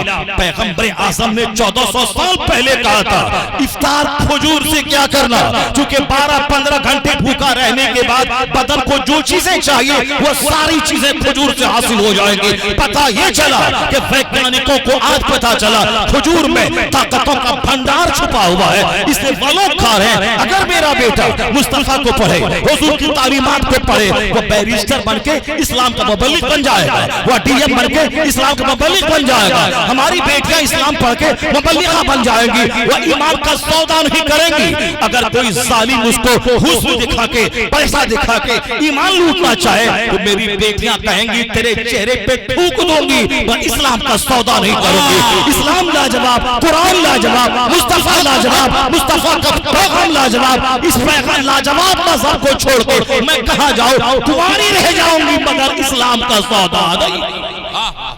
زندہ باد، زندہ باد۔ یہ باتیں اس وقت رہیں گی جب وہ اسلام سیکھیں گے، جب ان کے ماں باپ اسلام سکھائیں گے۔ ساری دنیا آج کہتی ہے observe fast you will be healthy، ہمارے پیغمبر نے 1400 سال پہلے کہا تھا سومو تصحو، روزہ رکھو صحت مند ہو جاؤ گے۔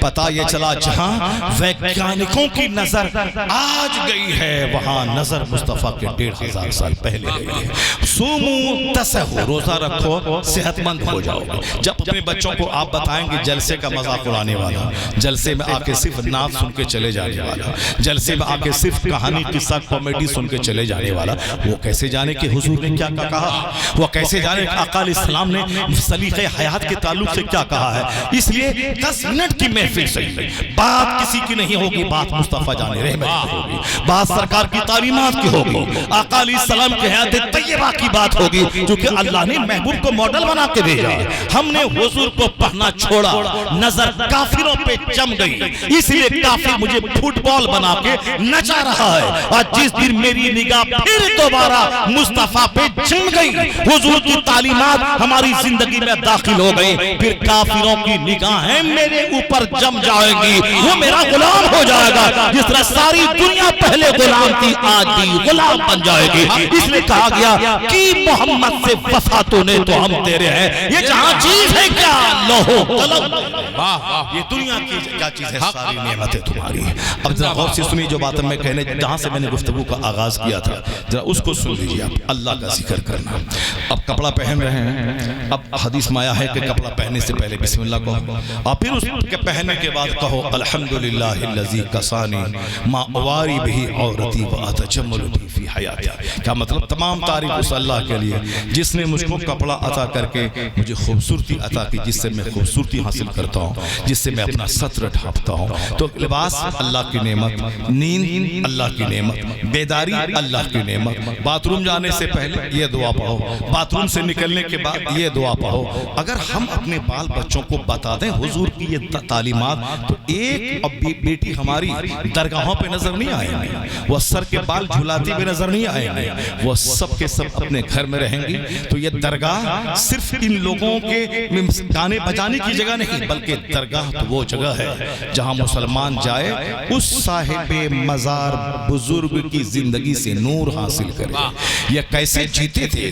50 سال کی ان کی زندگی تھی، مگر ایک وقت کی نماز ان کی زندگی میں قضا نہیں ہوئی۔ آدمی کا سینہ ہل جائے گا اب اس کے مزار پہ جانے کے بعد، مگر یہاں تو مزار کو ہم نے تماشا گاہ بنا دیا۔ لوبان لے کے چلے گئے، اب 10 لاکھ روپے کی منت مانگ کے آ گئے، اگر بتی سلگا دیا، بتاشا لے کے چلے گئے، وہاں 50 کروڑ کی نظریں مان کے چلے آئے، بتاشا لے کے گئے 10 روپے کا، اب منتیں مانگ لی 50 کروڑ کے۔ بابا گھر کے سامنے ایک پروپرٹی ہے، اس پروپرٹی کی قیمت 50 کروڑ ہے، بابا نگاہ کرم ڈال دیجئے تاکہ وہ ساری پروپرٹی میں خرید لوں۔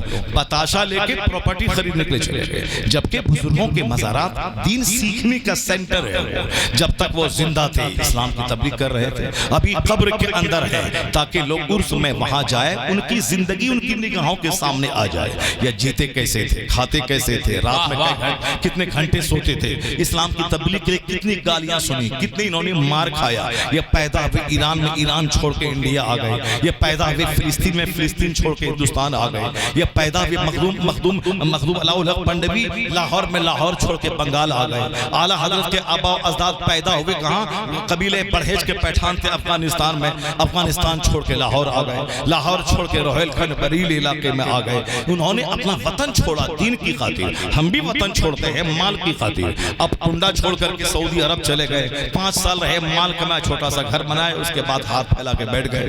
5 سال مال کمایا، ایک گاڑی خرید، اس کے بعد منہ سکھا کے بیٹھ گئے۔ یعنی پہلے مال کما کے گھر ہی بنا لینا، ایسا نہیں کہ 5 سال کما کے 10-20 لاکھ روپے کما کے ایک بزنس ڈال دیں تاکہ 10 پیسہ کماتے رہے، پھر اسی سے مکان کا سب ہو جائے گا۔ نہیں، 10 سال کمایا، گھر بنایا، اس کے بعد پیسہ قرضہ لے کے پھر وہ جائے گا، پھر 10 سال کمائے گا، رنگ پینٹ وال پٹی فال سے سیلنگ کرے گا۔ مکان بنانے میں لگ گئے صاحب 50 لاکھ، اب اس کی فنیشنگ میں لگ جائیں گے 1 کروڑ روپے۔ پہلے چھت ہو گئی، کام تمام ہے، اب چھت میں فال سے چھت اس میں ایک چاہیے، یعنی ایک چھت ایک میں فال سے چھت چاہیے۔ اب صاحب الیکٹریکل کام الگ ہے، پلمبنگ کا کام الگ ہے، ٹائلز کا کام الگ ہے، ماربل کا الگ ہے، ڈورز ونڈوز کا کام الگ ہے، پھر رویال پینٹنگ کا، یعنی ساری زندگی کی کمائی ایک گھر میں ڈال دیا۔ عمر ہو کے ہو گئے 70 سال، چکر آیا، راستے میں گرے، بندہ مرا، قبرستان سڑنے کے لیے پہنچ گیا، یعنی پوری 30 سالہ زندگی ایک مکان بنانے میں لگا دیا، عجیب بھر کے اس مکان میں 10 سال رہ بھی نہیں سکا اور اپنے حقیقی مکان کی طرف چلا گیا۔ یہی مقصد حیات ہے کہ ساری زندگی میں ایک گھر بنا لینا، ساری زندگی میں ایک گھر بنا لینا، یہی مقصد حیات ہے۔ وَمَا خَلَقْتُ الْجِنَّ وَالْإِنسَ إِلَّا لِيَعْبُدُونَ، اللہ کہتا ہے جنات اور انسان کو ہم نے پیدا کیا تاکہ وہ میری عبادت کرے۔ عبادت کرنا یہ مقصد حیات ہے، جنت جانا یہ مقصد حیات ہے، جہنم کی آگ سے بچنا یہ مقصد حیات ہے۔ دنیا کا 100 سال 1 سیکنڈ ہے اور آخرت کا ایک دن 50,000 سال کے برابر ہے، اس وہاں کا آرام حاصل کرنا یہ مقصد حیات ہے۔ اسی کو مصطفیٰ ہر خطبہ جمعہ میں، خطبہ عیدین میں، مسجد نبوی میں، مسجد نبوی کی تعمیر کے وقت میں، حجرہ عائشہ میں، اپنی بیٹی فاطمہ کے گھر میں، اپنے بیٹے حسن کریمین کے اپنے نواسے کے سامنے ہمیشہ مصطفیٰ نے آخرت کی بات کی، جنت کی بات کی. ہم نے اپنے گھروں میں آخرت اور جنت کی بات کو طاق پہ رکھ دیا. ہمیشہ راجنیتی کی بات کی، ہمیشہ مار دھاڑ کی باتیں کی، ہمیشہ انجینئر ڈاکٹر بننے کی باتیں کی. نتیجے میں دنیا قتل سے بھر گئی، دنیا خودکشی سے بھر گئی، دنیا کرائم سے بھر گئی، دنیا جرائم سے بھر گئی. اب جینا مشکل ہے. ہر طرف پولوشن، ہر طرف تعفن، ہر طرف قتل، ہر طرف نفرت کا بازار، ہر طرف اتیاچار کا بازار. کیا راجا، کیا مہاراجا، کیا منسٹر، کیا ڈی ایم، کیا ٹیچر، کیا بلاک ڈیولپمنٹ آفیسر، ہر طرف کرائم ہے، ہر طرف جرائم ہے، ہر طرف دنیا میں دنیا اب رہنے کے قابل نہیں رہ گئی. چونکہ لوگوں نے مقصد حیات بھول کر صرف مال کو مقصد بنا لیا. اس لیے ایک قوم مسلم اپنے نبی کے فرمان کے مطابق یا دنیا میں ٹیمپروری طور پر رہو. کن فی دنیا کانک غریب اور عابر سبیل.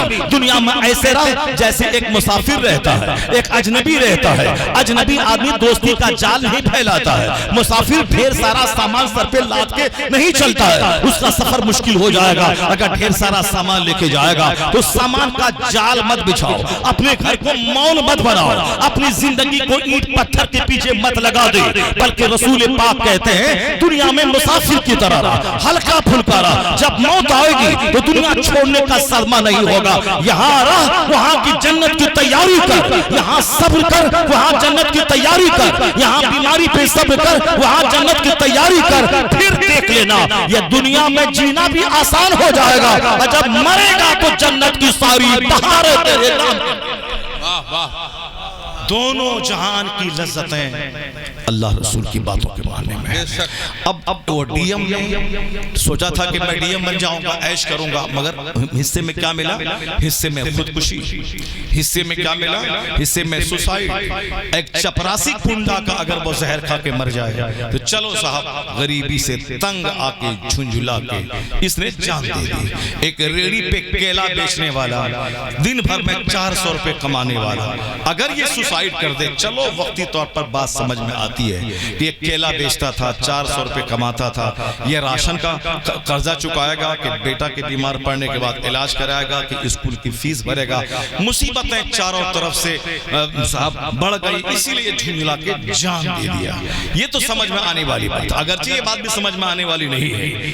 لاکھوں غریب ہیں جو 8 گھنٹے پتھر ڈھو کر 400 روپے کما کر گھر میں مست رہتے ہیں، اپنی بیوی کے ساتھ 1-1 گھنٹہ محبت کی باتیں کرتے ہیں. لیکن یہاں 1 کروڑ کمانے والا اپنی بیوی سے محبت سے باتیں نہیں کر رہا ہے، ہمیشہ غصے میں بات کر رہا ہے، تناؤ میں طلاق کی دھمکی دے رہا ہے.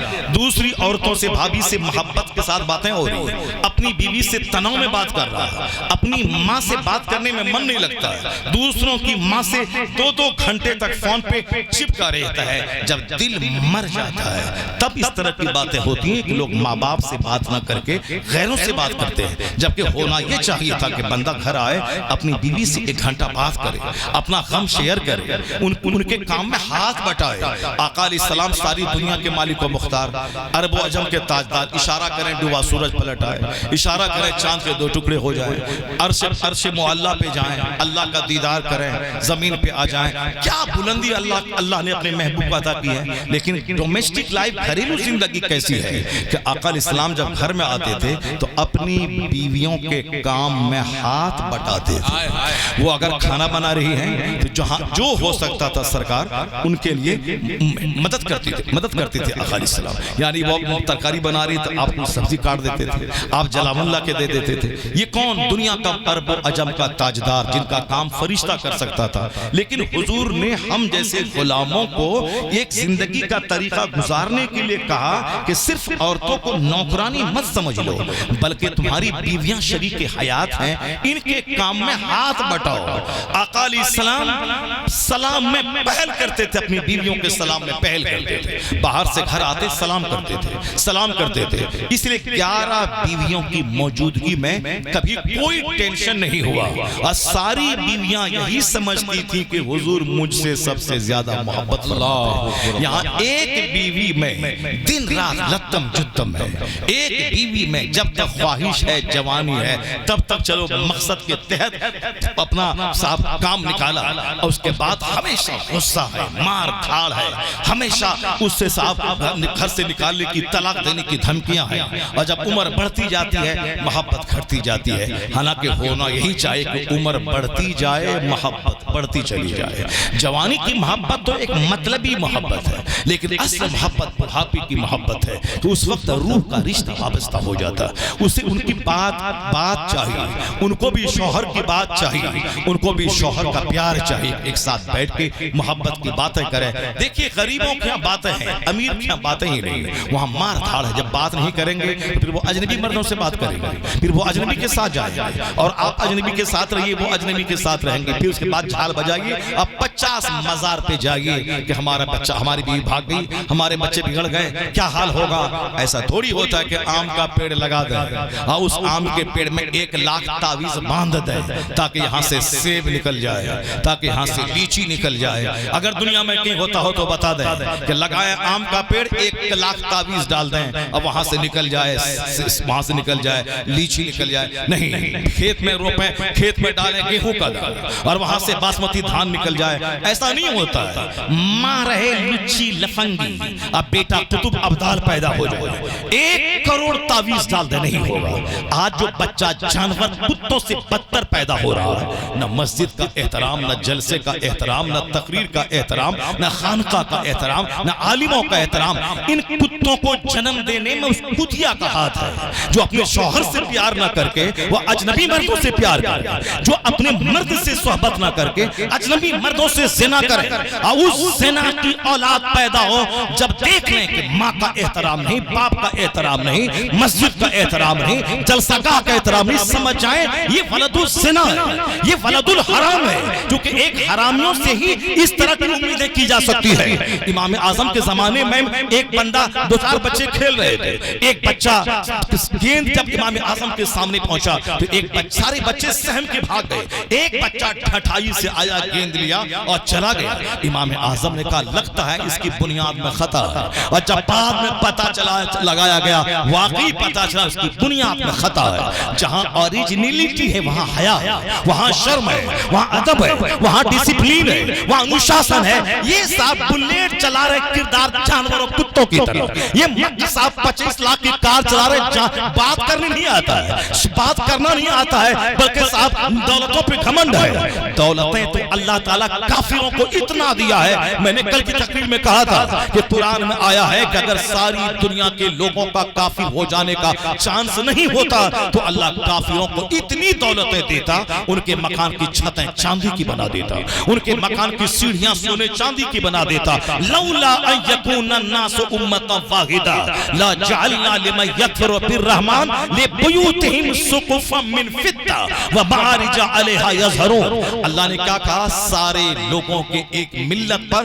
یعنی کفر پہ جمع ہونے کا اندیشہ نہیں ہوتا تو ہم اپنے باغیوں کو، دشمنوں کو، کافروں کو اتنی دولتیں دے دیتے، ان کے مکان کی چھتیں چاندی کی بنا دیتے، ان کے مکان کی سیڑھیاں سونے چاندی کی بنا دیتے، ان کے مکان کے ونڈوز اور ڈورز فرنیچر سونے چاندی کی بنا دیتے. مگر آگے اللہ کہتا ہے اگر ہم سونے چاندی کا گھر بنا بھی دیتے تو کتنے دن تک وہ اس میں رہتا؟ کتنے دن تک؟ 70 80 90 سال. پھر اس کے بعد تو وہ میرے پاس آئے گا، پھر اس کو تو ہم بتا دیں گے کہ دنیا میں کیا کرتا تھا. پھر تو دنیا کا 100 سال 1 منٹ سونے کے گھر میں رہا، پھر تو خربوں سال جہنم کی آگ میں جلتا رہے گا. اس لیے اللہ کہتا ہے کہ والآخرۃ عند ربک للمتقین. جہاں خربوں سال، وہاں سنکھوں سال، بے گنتی سال رہنا ہے، وہاں کی ساری جنتیں، ساری بھلائیاں اس کے لیے ہیں جو دنیا میں گناہوں سے بچتا رہے گا، جو دنیا میں اللہ سے ڈرتا رہے گا، متقی بن کے رہے گا. تو مال دولت کے پیچھے نہیں، تقویٰ کے پیچھے بھاگے گا تو دنیا میں بھلے ہی تھوڑی سی تنگی ہو، 100 سال 1 منٹ صبر کر لے اے مومن. جب تو مرے گا تو سونے چاندی کا محل تیرے استقبال کے لیے تیار ہے، حوروں کے امام تیرے استقبال کے تیار ہے، ہزاروں ہزار چاندی کی طرح چمکنے والے نوکر غلام یہ غلمان تیرے لیے تیار ہے، یا ہیرے جواہرات کی زمین جنت کی یہ تیرے لیے تیار ہے، حد نگاہ تک کا مکان سونے چاندی کا تیرے لیے تیار ہے. ایک دن دنیا کا صبر کر اور صدا کی جنت میں اپنا گھر بنا لے. واہ واہ زندہ باد. ایک دن صبر کر لے. 100 سال ایک دن ہے, ایک منٹ ہے. ایک منٹ صبر کر لے, صدا کی جنت اللہ تیری تقدیر میں لکھ لے گا. تو اللہ نے کیا کہا, سونے چاندی کا گھر میں کافروں کو دے دیتے, لیکن اس کو دیکھنے کے بعد دنیا کے سارے لوگ کافر ہو جاتے, سارے لوگ مشرک ہو جاتے. اس لیے ہم نے ایسا نہیں کیا, ورنہ ایسا کر دیتے تو اس کو سونے چاندی کا گھر دے کے سب لوگ کافر ہو جاتے. تو مکان مقصد حیات نہیں ہے. دنیا ذلیل ہے, ذلیلوں کو دی جاتی ہے. دنیا سور ہے, بغیر سور کے دنیا حاصل نہیں ہوتی ہے.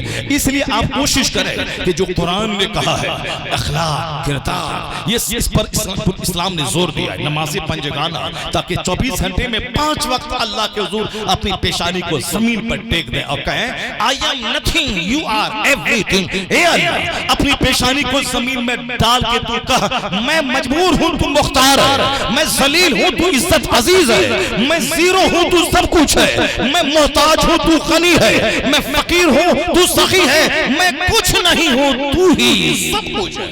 یہ سجدہ اپنے انانیت کی نفی کرتا ہے, یہ سجدہ غرور کو مٹاتا ہے, یہ سجدہ ہمیں مقصد حیات سکھاتا ہے. اس لیے پیشانی کو زمین پہ ٹیک کے سبحان ربی الاعلیٰ, سارا غرور مٹی میں دفن ہو جائے گا. بندہ عاجزی خاکساری کا نمونہ بن جائے گا. یہ نماز, یہ روزہ, یہ حج, یہ زکوٰۃ, یہ ساری عبادتیں اسی بڑی عبادت کے لیے ہمیں تیار کرتی ہیں. اب ذرا غور سے سنیے, یہ ڈی ایم نے زہر کھا کے مر گیا, تو اس کا مطلب ہے کہ ہمارے بچے جو چاہتے ہیں کہ نماز روزہ چھوڑ کے سکون حاصل کر کے ڈی ایم بن کے ماسٹر بن کے موج مستی کی زندگی گزاریں, جب ڈی ایم زہر کھا کے مر گیا تو تمہاری کیا حیثیت ہے؟ جب شہر میں پٹنہ راجدھانی بہار کی خربوں میں کھیلنے والا وہ جوہری, وہ امریکہ یورپ سے گھوم کے آیا, 4 دن کے بعد اس کی 4 لاش ان کے گھر سے نکلی. چونکہ وہ ارپتی لائسنسی والا گن ریوالور اس کے پاس میں تھا, بیوی کو شوٹ کر دیا, اپنی خوبصورت بیٹی کو انہوں نے شوٹ کیا, اپنے خوبصورت بیٹے کو گولی داغ دی, آخر میں خود گولی مار کے پوری کہانی ختم کر ڈالی. کون؟ کنڈا کا رکشہ چالک تھا, وہ پٹنہ کا ٹیمپو چلانے والا تھا, نہیں, وہ تو امریکہ یورپ میں 50 لاکھ روپے خرچ کر کے گھوم کے آیا ہے. اتنی دولت ہے ان کی, 2-4-10 فرانچائز سونے چاندی کی دکان کی, ایک زبردست فلمی اسٹائل کا گھر, ہمیشہ دروازے پہ 2-4 پہرے دار. جب 10 بجے دن تک دروازہ نہیں کھلا تو انہوں نے ان کے دوسرے بھائی کو فون کیا, وہ وہاں سے آیا, پولیس والے کو لے کے دروازہ توڑا تو اندر دیکھا 4 لاشیں پڑی ہوئی, سارا مکان خون سے لت پت ہے. ٹھیلا چالک کا نہیں, رکشہ چالک کا نہیں, کیلا بیچنے والے کا نہیں, پیاز بیچنے والے کا نہیں, کن کا؟ ارب پتی کا. پتا چلا کہ جو ہم لوگ سوچ رہے ہیں کہ ڈاکٹر بن گئے, ماسٹر بن گئے, مکان بنا لیا, بلیٹ خرید لیا تو مزہ زندگی کا مل جائے گا. زندگی کا مزہ اگر ہوتا تو وہ شخص کبھی اپنے گھر کو اپنی کہانی ختم نہیں کر ڈالتا, خودکشی نہیں کر لیتا. بنگلور کا انجینئر کرنٹ کہانی ہے, سب کو معلوم ہے, اپنی بیوی کی وجہ سے لاکھوں کمانے والا انجینئر اپنی جان دے دی. انجینئر بننے کے بعد اگر زندگی کا مزہ مل سکتا تھا وہ کیوں زہر کھاتا, ایک شادی اور کر لیتا, بنگلور چھوڑ کے حیدرآباد چلا جاتا, وہاں 2 شادی کر لیتا, آرام سے جیتا. ایک عورت کے چکر میں اپنی زندگی ختم کر ڈالی.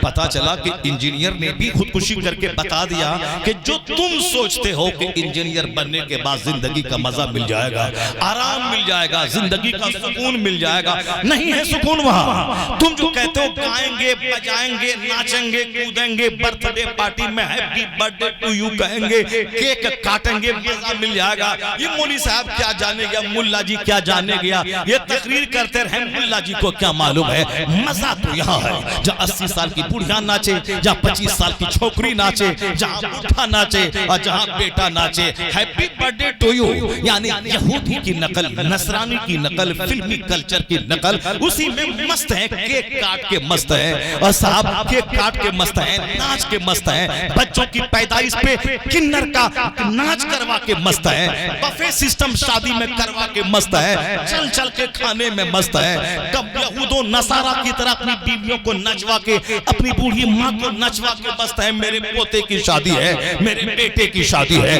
جس نبی کا کلمہ پڑھے وہ نبی نبی تو اپنی بیٹی خاتون جنت جس کا بیٹا حسنین کریم میں نے تاریخ لکھ دی، انہوں نے اپنے خون سے اتہاس لکھ دیا، اسلام کو بچایا۔ وہ ایسا بیٹا دینے والی ماں، اس کی شادی مسجد نبوی میں ہو رہی ہے، پرانے کپڑے میں ہو رہی ہے۔ خاتون جنت، جنتی خواتین کی سردار کی شادی مسجد نبوی میں حضور چاہتے تو علی کے لیے، مولا علی کے لیے سونے کا تاج جنت سے منگوا لیتے، اپنی بیٹی فاطمہ کو سر سے لے کے پاؤں تک جنتی زیورات سے سجا دیتے۔ مگر اگر حضور ایسا کر دیتے تو آج ہم بھیک مانگ کے اپنی بیٹی کو زیور دیتے۔ لوگ کہتے بھیک کیوں مانگ رہے ہو؟ تو ہم کہتے کہ میرے نبی نے بیٹی کو زیور دیا، ہم تو جنت سے منگوا نہیں سکتے، تو کم سے کم بھیک مانگ کے ہی زیور تو دے دیں تاکہ نبی کی سنت ادا ہو جائے۔ اس لیے حضور نے اپنی بیٹی کی شادی سمپل کروا دی، مسجد نبوی میں 10 لوگوں کے بیچ میں کروا دی، پرانے کپڑے میں کروا دی، تاکہ قیامت تک کا میرا آخری غلام جب وہ بیٹی کی شادی کروانا چاہے تو اس کو نبی کی سنت یاد آ جائے، جینا آسان ہو جائے، جینا مشکل نہ ہو جائے، شادی آسان ہو جائے۔ اس لیے حضور نے پریکٹیکل میں اپنے گھر سے اس کی ابتدا کر دی، اپنی بیٹی کی شادی سے، تاکہ قیامت تک غلاموں کا جینا آسان ہو جائے۔ یہاں صاحب ہم جیسے غلام جو نبی کے پاؤں کی دھول کا کروڑواں حصہ بھی نہیں ہے، 10 کروڑ کی شادی، 50 لاکھ کی شادی، لان میں شادی، میرج ہال میں شادی، مصطفیٰ نے مسجد نبوی میں شادی کر دی، اور ہم لان کھوج رہے ہیں، میرج ہال 2-4 لاکھ روپے میں بک کر رہے ہیں، یعنی پیسوں کی بربادی۔ سامنے والا بولتا کیا صاحب کھانا باورچی بمبئی سے بلایا تھا کیا، اتنا زبردست کھانا کھلوایا، یہ مست ہے کیا صاحب؟ سامنے والے نے تعریف کی ہے کہ باورچی بمبئی سے بلوایا تھا کیا، باورچی حیدرآباد سے بلایا تھا کیا، یہ حیدرآبادی بریانی، یہ مراد آبادی بریانی، یہ مست ہے کہ پیسہ میرا وصول ہو گیا، میں نے 10 کروڑ خرچہ کیا، سامنے والا بندہ تعریف کر دیا، میرا پیسہ وصول ہو گیا، 10 کروڑ میں نے خرچہ کیا۔ اب یہ بالکل سینہ تان کے چل رہا ہے، 1 سیکنڈ کے بعد سامنے والا جو تعریف کیا ہے کہ تو حیدرآبادی بریانی حیدرآباد سے باورچی بلا کے کھلوایا ہے، کیا زبردست فیس اور ضیافت کا انتظام تم نے کیا ہے، 1 سیکنڈ کے بعد جب اس کی نگاہ وارث چشتی سے ملتی ہے تو وہ کہتا ہے حرام کا پیسہ تھا کھلا رہا ہے، لوٹ کے لایا تھا کوٹ کے کھلا رہا ہے۔ اے ہجڑا، تو تعریف سننا چاہتا اللہ کو ناراض کر کے، مصطفیٰ کو ناراض کر کے نہیں ملے گی تعریف۔ تعریف تو مصطفیٰ کو خوش کرنے میں ہے، اللہ کو خوش کرنے میں ہے، جو سنتوں پہ چلے گا، شریعت پہ چلے گا، قرآن حدیث کے مطابق چلے گا، دنیا والا تعریف کرے نہ کرے، خدا کے نزدیک وہ سرخرو ہے، مصطفیٰ کے نزدیک وہ سرخرو ہے، اور اللہ جسے عزت دینا چاہتا ہے وہ لوگوں کے دلوں میں اس کی محبت عطا فرما دے۔ نعرہ تکبیر، نعرہ رسالت۔ اس لیے اگر کاٹے جا رہے ہو کافروں کے ہاتھوں سے تو مت بولنا کہ اللہ کہاں ہے، مت بولنا مصطفیٰ کہاں ہے، مت بولنا غوث کہاں ہے۔ اسلام ہمارے سے اسلام زندہ نہیں ہے، اسلام آج دنیا میں نہیں آیا ہے، اسلام کے آئے میں 1400 سال ہو گئے۔ پہلا دن 4 لوگوں نے کلمہ پڑھا اور آج 200 کروڑ لوگوں نے کلمہ پڑھا۔ اس بیچ میں ظلم کے تماشے ہوتے رہے، اور ایک دن بھی ایسا نہیں گزرا کہ جس دن اسلام گھٹ جائے، مسلمانوں کی تعداد گھٹ جائے، کہ 1 کروڑ تھا مخالفت کی وجہ سے گھٹ کے 50 لاکھ ہو گیا، 1 کروڑ تھے ظلم کی وجہ سے گھٹ کے 10 لاکھ ہو گئے، ایسا کوئی دن نہیں آیا۔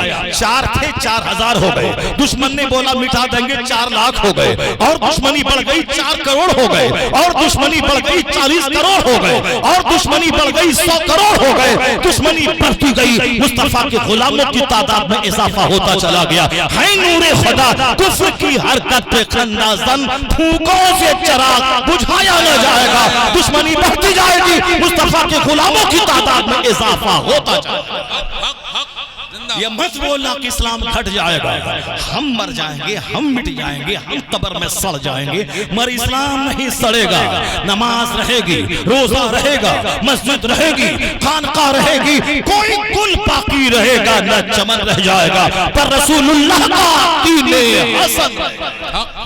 ظالم و جابر آئے، سب آئے، جو آج موجودہ ظالم ہے، جو آج موجودہ حاکم ہے، دعوے کے ساتھ کہتا ہوں اگر تم زندہ، تیرا بچہ زندہ رہا، یہ 10 سال کے بعد زندہ نہیں رہیں گے، اگر زندہ رہ بھی گئے 50 سال کے بعد زندہ نہیں رہیں گے، یہ تو زندہ نہیں رہیں گے، مگر اسلام زندہ رہے گا، نماز زندہ رہے گی، قرآن زندہ رہے گا، یہ جلسہ زندہ رہے گا۔ 50 مدرسوں میں تالے لگ جائیں، 1000 نیا مدرسہ کھل جائے گا، 1 مسجد گرے گی، 1 لاکھ مسجد تعمیر ہو جائے گی، اس لیے کہ اللہ کا نظام ہی ایسا ہے۔ کافر اپنے منہ سے اسلام بجھانا چاہتے ہیں، واللہ متم نوری، اللہ اس نور کو پورا کرنا چاہتا ہے۔ جو اللہ چاہتا ہے وہی ہوگا، بندوں کے چاہنے سے کچھ نہیں ہوتا ہے۔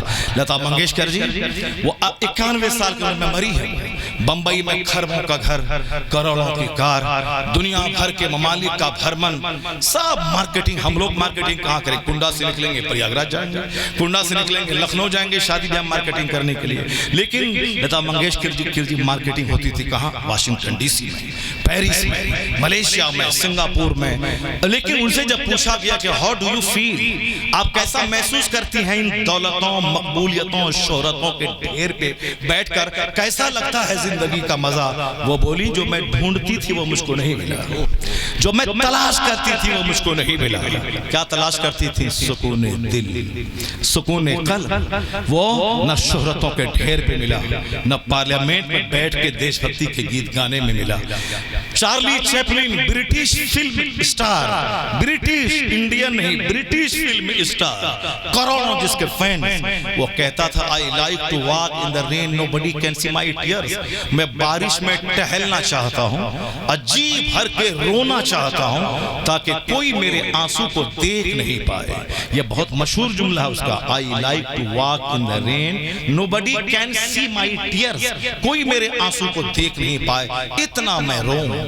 ہمارے نزدیک وہ برٹش فلم اسٹار، کھربوں میں کھیلنے والا، کروڑوں جس کا دیوانہ ہے، لیکن اندر سے سینہ اتنا زخم سے چھلنی ہے کہ ایک بار ڈاکٹر کے پاس جا کے کہا کہ ڈاکٹر بابو میں بہت زندگی سے دکھی ہوں، کوئی خوشی کی دوائی دے دو۔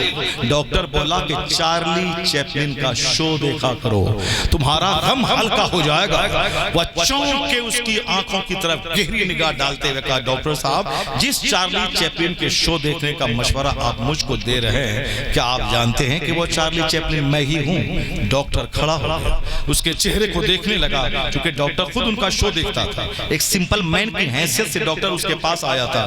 وہ سوچنے لگا جب جس بندے کو دیکھ کے کروڑوں آدمی انجوائے کرتا ہے، جن کی کہانی سن کر کروڑوں لوگ غم ہلکا کرنے کے لیے ہنستے ہیں، یہ اندر سے اتنا دکھی ہے تو دنیا میں سکھ ہے کہاں؟ دنیا میں سکون ہے کہاں؟ دنیا میں چین ہے کہاں؟ میں اپنے نوجوانوں سے، میں اپنے بچوں سے کہنا چاہتا ہوں، تم جو ناچتا ہے، گاتا ہے اور مدرسوں میں، مسجدوں میں، جلسہ جلوس میں نہیں آتا ہے کہ زندگی کا مزہ مل جائے، انجوائے کر لے، ذرا جاگ کر کے پل پلیا پہ بیٹھ کے رات بھر موبائل چلا کے گندی گندی تصویریں دیکھ کے زندگی کا مزہ لے لے۔ تباہی کی طرف بڑھ رہے ہو، جوانی جائے گی، صحت جائے گی، زندگی کی لذتیں جائیں گی۔ یہ سنیما دیکھنے میں لذت نہیں ہے تو سنیما دیکھنے میں جس فلم کو دیکھتا ہے وہ فلم کا ایکٹر خود زہر کھا کے مر رہا۔ سشانت سنگھ راجپوت جیسا اسمارٹ ایکٹر وہ کورونا کال میں اپنے گھر کے پھانسی کے اپنے گھر کے پنکھے پہ لٹک گیا، سارا ہندوستان سہم گیا۔ اتنا خوبصورت ایکٹر، بالکل ابھی کم عمر تھی، ابھی فلم کی دنیا میں آگے بڑھ رہا تھا، بمبئی جیسے شہر میں کروڑوں کا بنگلہ، کروڑوں کی کاریں، مگر وہ کیا غم آیا اس کی زندگی میں جو پھانسی کے پندے پہ لٹک گیا۔ اسی کے 10 دن کے بعد ایک خوبصورت 30 سال کی ہیروئن جس کے چہرے کو دیکھنے کے لیے لاکھوں مرد بے چین رہتے تھے، اس کی سڑی ہوئی لاش اس کے گھر سے باہر پولیس والے نے دروازہ توڑ کے نکالا۔ میں کہتا ہوں اے نوجوانوں کی ٹیم، تم جو کچھ کر رہی ہو، تمہاری ٹیم جو کچھ کر رہی ہے، تم جو کچھ کر رہے ہو، انجوائے وہاں نہیں ہے، سکون وہاں نہیں ہے۔ جب سکون لتا منگیشکر کی زندگی میں نہیں ہے، جب سکون چارلی چیپلن کی زندگی میں نہیں ہے، جب سکون سشانت سنگھ راجپوت کی زندگی میں نہیں ہے، جب سکون دنیا کے بڑے سے بڑے مالدار ادھوگ پتی کی زندگی میں نہیں ہے، تو سکون ہے کہاں؟ ایک سوال پیدا ہوتا ہے، چین حیات کہاں ہے؟ زندگی کا راز کیا ہے؟ سکون قلب کہاں ہے؟ یہ جواب کوئی نہیں دے گا۔ جو دنیا کا بنانے والا، جو ہمارا پیدا کرنے والا، جو زمین آسمان کا بنانے والا، وہ بتاتا ہے کہ سکون میں نے کہاں رکھا ہے۔ نہ صوفہ کے انبار پہ، نہ محل میں، نہ کھیتی کے انبار پہ، نہ ناچنے کودنے میں، نہ دنیا کا بھرمن کرنے میں، سکون ہے کہاں؟ الا بذکر اللہ تطمئن القلوب۔ جان لے سکون کا سمبند دل سے ہے، اور دل کو قرار نہ مال و و دولت کے انبار میں ملتا ہے یا دل کو قرار اللہ کے ذکر میں ملتا ہے، اللہ کی یاد میں ملتا ہے؟ جہاں سجدہ ہے وہاں قرار ہے، جہاں تلاوت ہے وہاں قرار ہے، جہاں عبادت ہے وہاں قرار ہے، جہاں قرآن پاک کی تلاوت ہے وہاں قرار ہے، جہاں مصطفیٰ کی غلامی ہے وہاں قرار ہے، جہاں ذکر الہی ہے وہی زندگی کا اصل مزہ۔ الا بذکر اللہ تطمئن القلوب، الا بذکر اللہ تطمئن القلوب، الا بذکر اللہ تطمئن القلوب۔ زین البھائی اللہ تبارک و تعالی ہم کو اور آپ کو سبوں کو خوب کثرت سے اللہ کا ذکر کرنے کی توفیق عطا فرمائے، زندگی کا صحیح مزہ لینے کے لیے حضور کی سچی غلامی کی توفیق عطا فرمائے، تمام دنیا والوں سے نگاہیں ہٹا کر مصطفیٰ پہ نگاہیں جمانے کی توفیق عطا فرمائے۔ سرکار تاج الشریعہ کا سے ہے کل ایک ایسا فقیر جس کو شہر میں جس دیہات میں قدم رکھ دیتے تھے وہ دیہات شہر کے لیے قابل رشک بن جاتا تھا، کسی ایئرپورٹ پہ قدم رکھ دیتے تھے وہ ایئرپورٹ شہر میں تبدیل ہو جاتا تھا، ایک لاکھ 10 لاکھ کا مجمع جس کے نام پہ جمع ہو جائے وہ تنہا شخصیت کا نام سرکار اختر رضا خان ازہری ہے۔ جب ان کا زندگی میں تو جو بھیڑ لگی پوری دنیا میں لگی، بعد وصال جب ان کے جنازے میں 50 سے زائد ممالک کے کروڑوں لوگ جب جمع ہو گئے، مودی جی دنگ رہ گئے کہ میں پردھان منتری اور یہ انسان کا سیلاب کہاں سے جمع ہو گیا، امریکہ کا پریزیڈنٹ دنگ رہ گیا، یہ کون گیا ہے دنیا سے کہ جو 50 ممالک کے لوگ ان کے آخری جلوس میں شریک ہیں، یہ کون ہے؟ جب کہا گیا یہ وہ شخص ہے جو زندگی میں کبھی واٹس اپ استعمال نہیں کیا، جو زندگی میں فیس بک نہیں چلایا، جو زندگی میں سوشل میڈیا کا استعمال نہیں کیا، جن کو مقصد صرف درس بخاری سے رہتا تھا، فتویٰ لکھنے سے رہتا تھا، دین بچانے سے رہتا تھا، جن کو مقصد صرف جامعۃ الرضا کے بچوں کو بخاری شریف کا درس دینے سے رہتا تھا۔ امریکہ میں بھی ہیں، مریدوں کو دین سکھا رہے ہیں، اپنے گھر میں ہیں، بال بچوں کو دین سکھا رہے ہیں، 1 لاکھ کے مجمع میں ہیں، دین سکھا رہے ہیں، بند کمرے میں ہیں تو اللہ اللہ کر رہے ہیں، جو ساری دنیا سے کٹ کے مقصد حیات مذہب اہل سنت کی خدمت بنا لیا تھا، اللہ نے اسے سوداگران سے اٹھا کر وہ شہرت کے آسمان پہ پہنچا دیا کہ تو جیا ہے میرے لیے، تو مرا ہے میرے لیے، اب تیرا نام نہیں مرے گا، جب تک دنیا رہے گی تیرا نام سورج کی طرح چمکتا رہے گا۔ A man who dedicates his life for the sake of Allah، آخری بات جو اپنا جیون اللہ کے لیے سمرپیت کر دیتا ہے، اللہ اسے عزت دیتا ہے، شہرت دیتا ہے، مقبولیت دیتا ہے۔ کچھ لوگ آج مرے تو 40واں تک ان کے بچے اس کو یاد رکھتے ہیں، لیکن اعلیٰ حضرت فاضل بریلوی کے انتقال کے 108 سال ہو گئے، پہلے عرس میں چند لوگ، دوسرے عرس میں چند لوگ، تیسرے عرس میں تھوڑا زیادہ، 10 20 25 50 60 70 80 90 ہر سال عرس میں ہزاروں کی تعداد میں لوگ بڑھتے گئے۔ 160 سال کے بعد دوسرے کوئی ہوتے، اس کو صرف کتاب کے پنوں میں جگہ ملتی، ہزاروں 30 لاکھ کی تعداد میں ان کی قبر پہ لوگ حاضری دے کر عقیدت کا خراج نہیں پیش کر سکتے، مگر وہ اعلیٰ حضرت تھے جو ساری زندگی مصطفیٰ کا نغمہ گاتے رہے، حضور کی عزت ناموس کا تحفظ فرماتے رہے، تو اللہ نے وہ عزتیں دے دی کہ دن گزرتا جا رہا ہے، ان کی شہرت بڑھتی جا رہی ہے، اور پوری دنیا میں چرچا رضا، رضا کے بیٹے کا، رضا کے پوتے کا، رضا کے پڑپوتے کا، رضا لاجواب، مفتی اعظم ہند لاجواب، حجت الاسلام لاجواب، مفسر اعظم ہند لاجواب، اختر رضا خان ازہری لاجواب، اس طرح چمکا دیا کہ وادی رضا کی کوہ ہمالا رضا کا ہے، جس سمت تو دیکھیے وہ علاقہ رضا کا ہے، وہ علاقہ رضا کا ہے۔ اللہ تعالیٰ اس مرد مجاہد کی قبر پہ رحمت و نور نازل فرمائے، کروٹ کروٹ جنت میں اعلیٰ مقام عطا فرمائے، اور ہمیں بھی ان کی زندگی سے سبق حاصل کرنے کی توفیق عطا فرمائے۔ زندگی میں تو کوئی بھوکا نہیں رہتا، سب لوگ کھاتے ہیں، لیکن جو صرف کھانے کے لیے زندہ رہتا ہے ان کو بال بچہ یاد نہیں رکھتا، لیکن جو مسلک مذہب دین کے لیے زندہ رہتا ہے وہ یہاں اچھا کھاتا ہے، مرنے کے بعد جنت میں اچھا کھاتا رہے گا، یعنی دونوں دونوں جہان کی لذتیں دین کی خدمت میں پوشیدہ ہے. اور جو صرف دنیا کے پیچھے پاگل ہوگا یہاں بھی ذلیل ہوگا, وہاں کی ذلت تو ہے ہی. اللہ تعالی ہم کو آپ کو سبوں کو اللہ کے رسول کی پیروی و اتباع کرنے کی توفیق عطا فرمائے, کثرت سے ذکر الہی کی توفیق عطا فرمائے, گناہوں سے نظریں ہٹا کر نیکیوں پہ نظریں جمانے کی توفیق عطا فرمائے. آمین. وآخر دعوانا ان الحمدللہ رب العالمین. السلام علیکم.